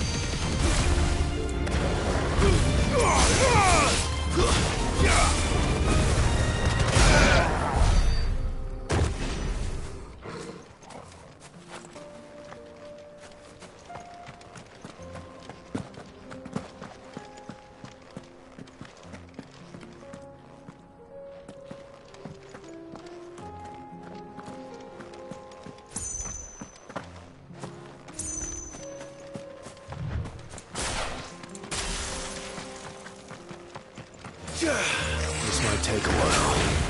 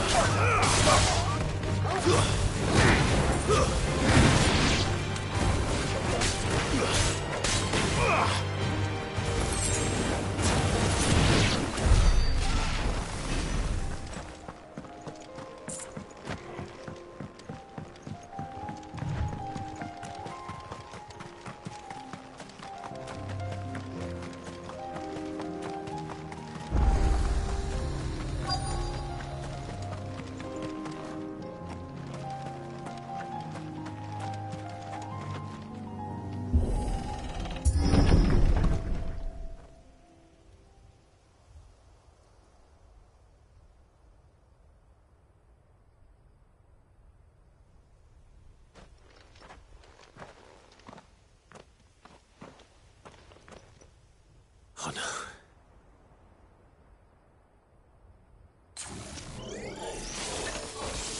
You'll pay for this. There may still be survivors.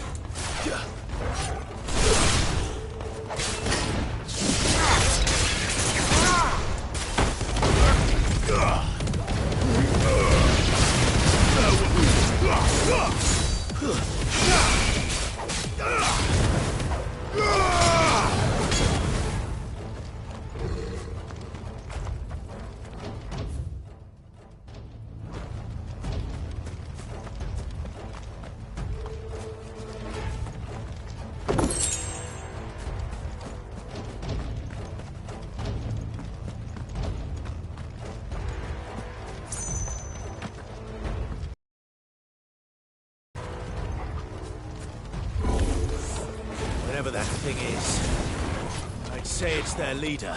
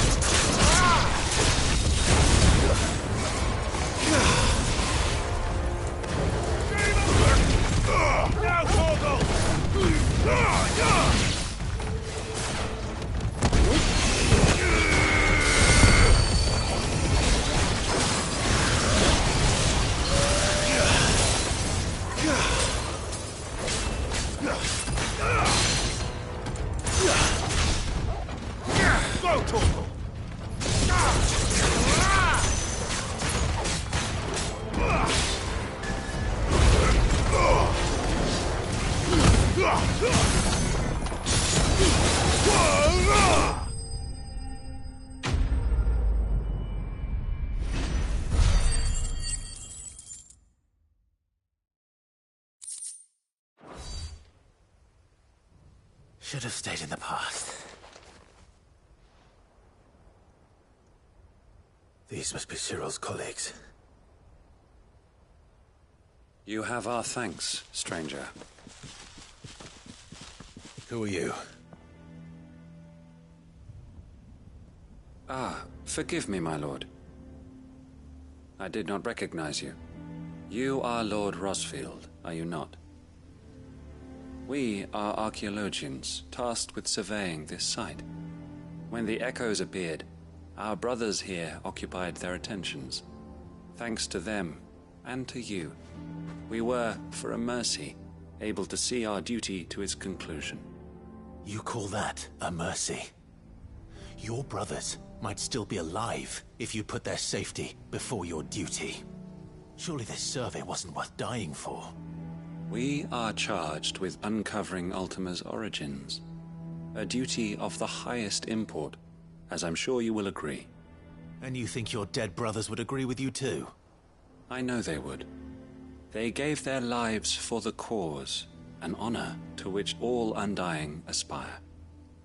Now, to what do we owe the honor of your presence, Lord Marquis? Cyril told me of your work here, and I agree to collect your findings in his stead. I see. That is most kind. Pray, take them then, with our humble thanks. May the Firebird's flame burn ever in your heart, as it does in ours.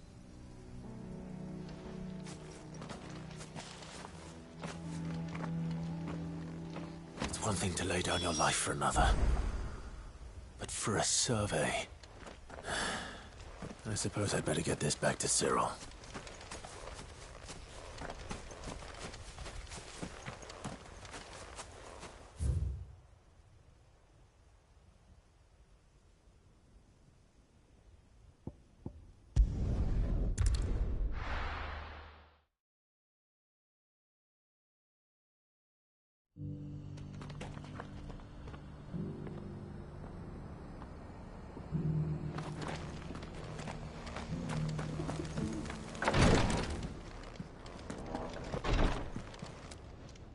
Ah, you are returned, my lord.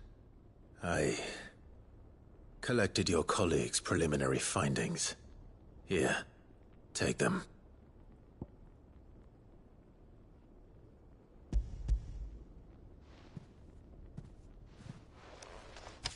My thanks. I shall study them, and inform you forthwith if I discover aught that might aid you in your fight against Ultima. Cyril, your survey party suffered several losses in Kretov. Losses which could have been avoided, had the others not chosen to complete their work, instead of saving their friends. Were these your orders? No. This was their choice. Every Undying devotes his life to the service of the Phoenix. It is our sole duty, and should we die in discharging it, so be it. Even when death is avoidable. My lord, I fear that this is not a point over which it would be fruitful to argue. The Undying have served the Phoenix for countless generations, and your opinion of our methods, however earnest, is not like to change them. We live to serve the Phoenix. Our very order exists for that purpose, and that purpose alone. Cyril, I know that you and your brethren answer only to Joshua, but allow me to offer you a word of advice. It does not further the cause of the Phoenix to have his loyal followers surrender their lives without good reason. Provide your survey parties with an escort, that they might live to do their duty for years to come. Think not only of how you can serve the Phoenix, but how Joshua would want you to serve him. Please. For all our sakes. I thank you for your advice, my lord. If you will permit me to respond, our faith in his grace, Joshua Rossfield, is absolute. And we of the Undying will do what we believe is right to fulfill our duty unto him. As first shield to the Phoenix, I am sure you understand what it means to do one's duty. I do. Then we are of the same mind. And it is my hope that we may continue to do our duty together.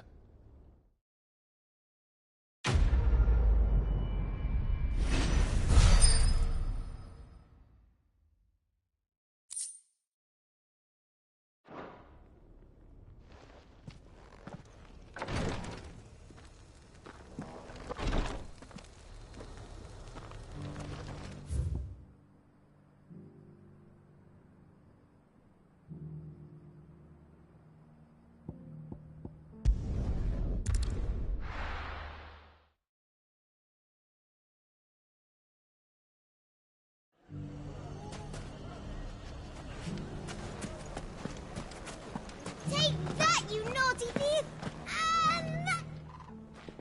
Clive! To what do I owe the pleasure? I just wanted to see how the town's been faring since you brought everyone together. Since we brought everyone together, all is absolutely wonderful. Conrad and Natalie's hands remain safely away from each other's throats, and firmly at the helm. Our stores are full, and the bandits still too disorganized to raid them. Just as the good Lady Jane and Lord Underhill intended. Are you a lord? Lubor's going to be one too.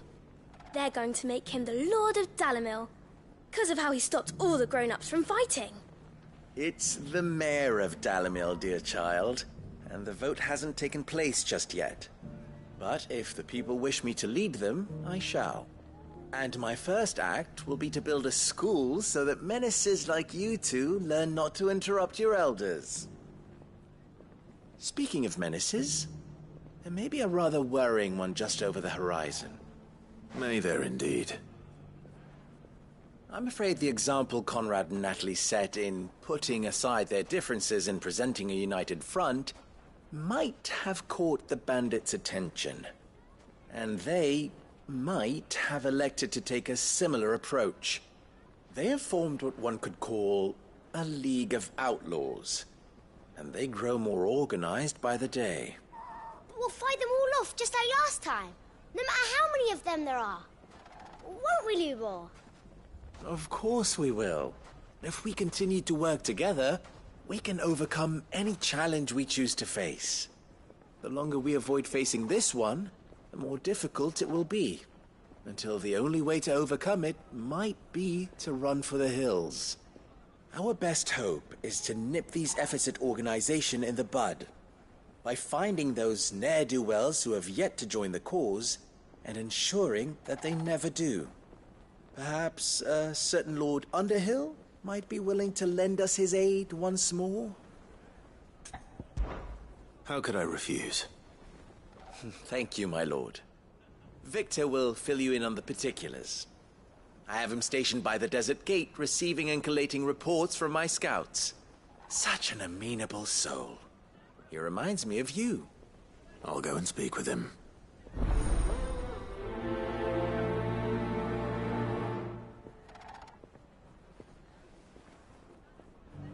What's the difference between a lord and a mayor? A League of Outlaws. Sounds like we have some competition.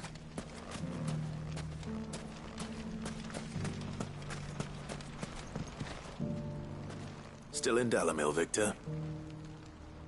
Ah, Sid. I thought you'd have returned to Cosnis by now. I did. Then I came back. I've developed something of a fondness for the place. And having worked so hard to see it saved from one fate, it would seem remiss to abandon it to another. A sentiment Master Lubor certainly isn't shy about exploiting. Hence my doing his bidding yet again. You're not the only one. What does he want you to do? He asked for my aid in putting down the bandits. And he said that you might be able to help me find them. Then you've come at just the right time. I was on my way to speak with Conrad about how to organize our forces. There are more camps in the vicinity than we can safely strike at once.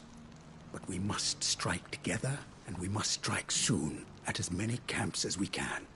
We can't give this league of theirs time to rally its forces. All right. Which camp shall I take? There's one upriver. Just out there, across the dunes. Leave it with me.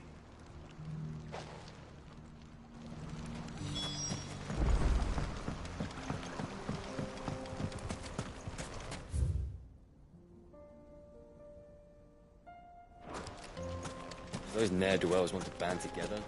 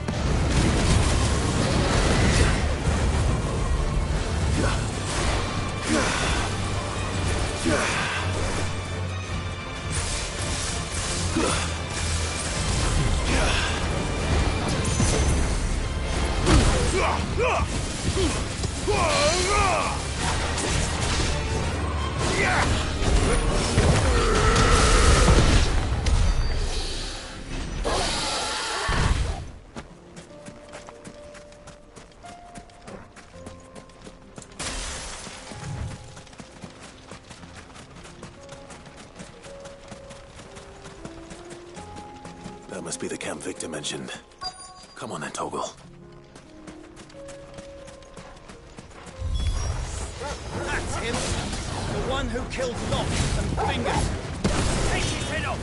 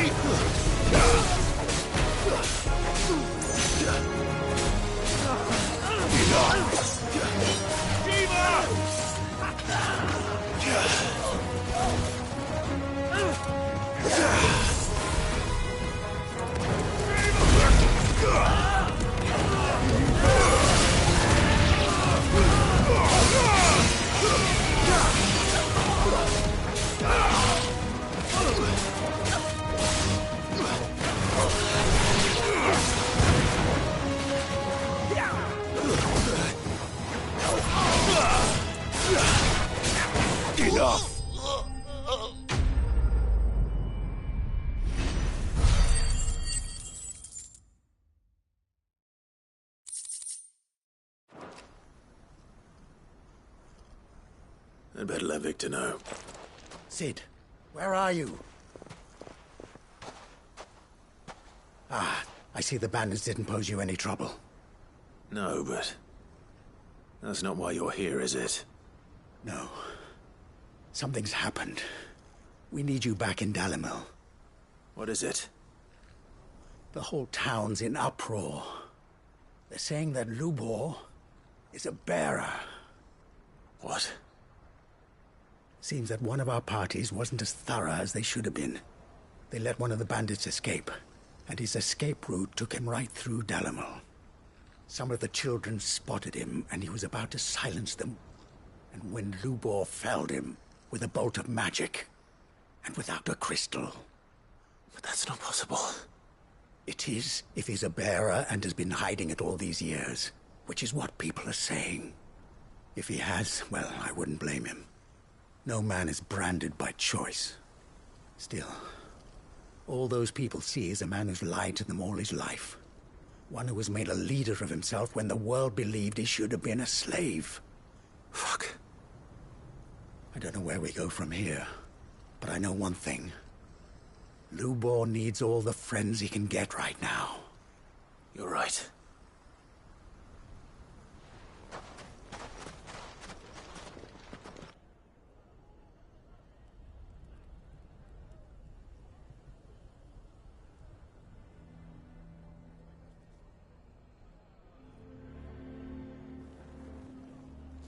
And now everyone knows. I made it a habit to keep a crystal close at hand for just such an occasion. And when that occasion arose, I forgot to reach for it. Well, it was bound to come out sooner or later. We're sorry, Lubor. We tried to keep running, but we just couldn't anymore. There's nothing to be sorry for. I rather enjoyed playing the hero for once. All that matters to me is that you two are safe. Look at him talking to his betters like it's nothing. All lies, I'll wager. Just like the ones he fed us all these years. Once people make up their minds, it's hard to change them. We need to do something, and quickly. Convince the people not to let their prejudices blind them. Convince them that nothing has changed. That their enemy lies outside these walls, not within them. You're right. We should speak to everyone. I'm glad you agree. I'll handle the townsfolk. I'm a Dalmek born and bred. They listen to me. You head to the tavern. Make Conrad and Natalie remember who Lubor really is. They know that Lubor and I are friends. I might not make for the most impartial of interlocutors. Lord Underhill of Randalar's League of Merchants, however, is a trusted and impartial mediator of note. I'll do what I can.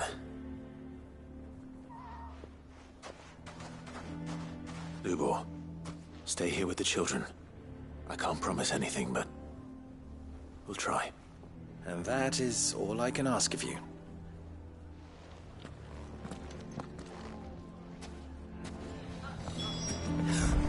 Why are you taking the bearers?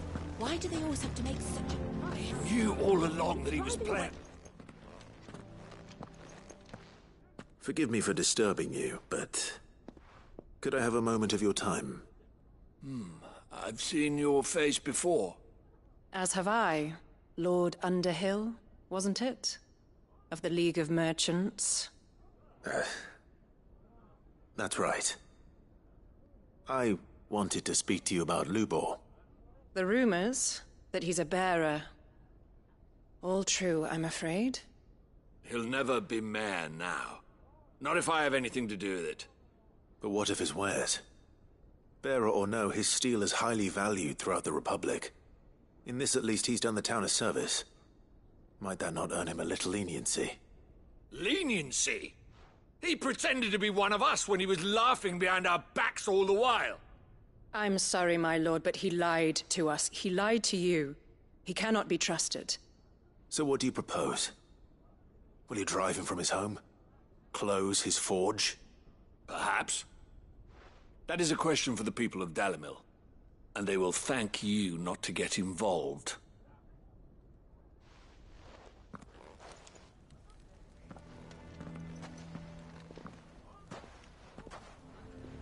The townsfolk have made their minds up. There was nothing I could do. Nor I. Conrad and Natalie refused to consider anything but their own wounded pride. You never know. Once their anger is cooled, they might see things differently. For now, we should report back to Lubor. All right.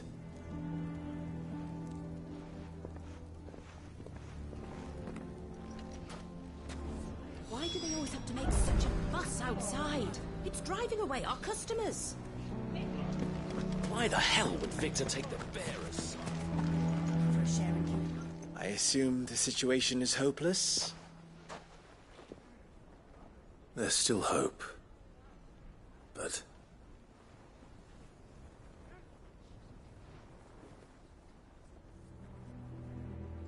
But perhaps not in this lifetime, I think it's fair to say.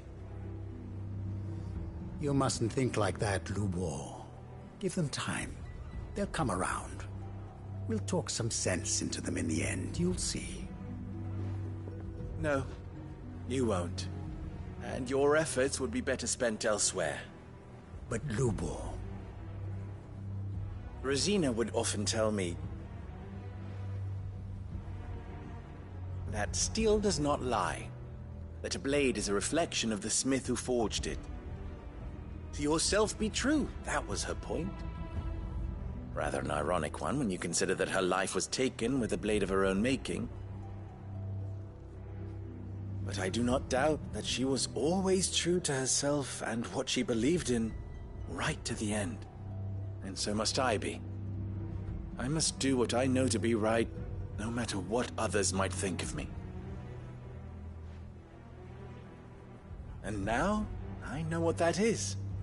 I must embrace my new role of villain so that the people of Dalimil have something to unite against. For only united can they hope to stand against the threat that awaits them.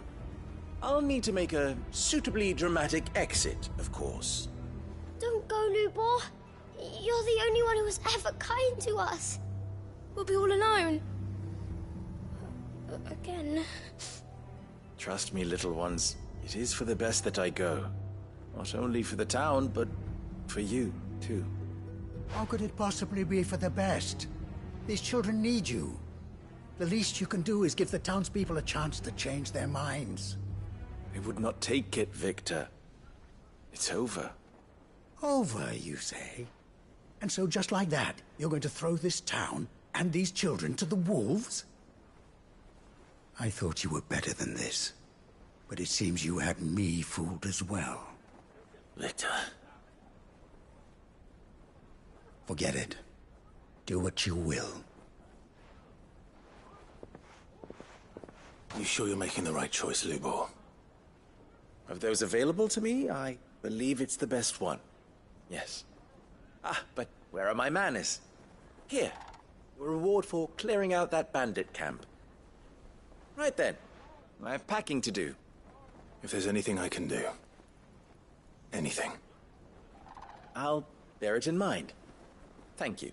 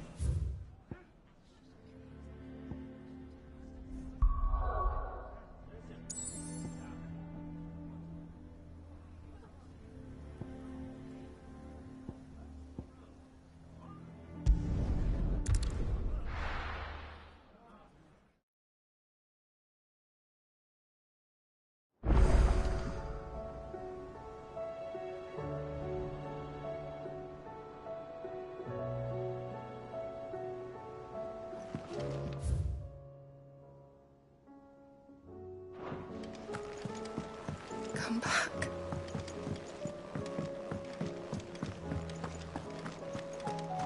What do you recommend?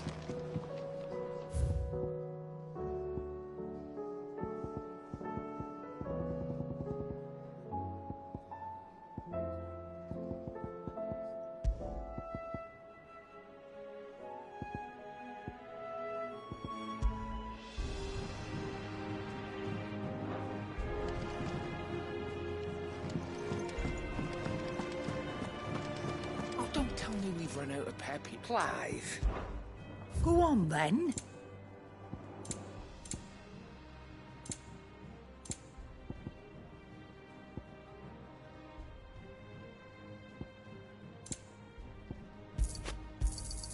You'll not find a better price than that. The stew's awfully thin these days. I will not forget this kindness, my lord. I shall go to Eastport. But as soon as the rebuilding work is complete, I promise to return.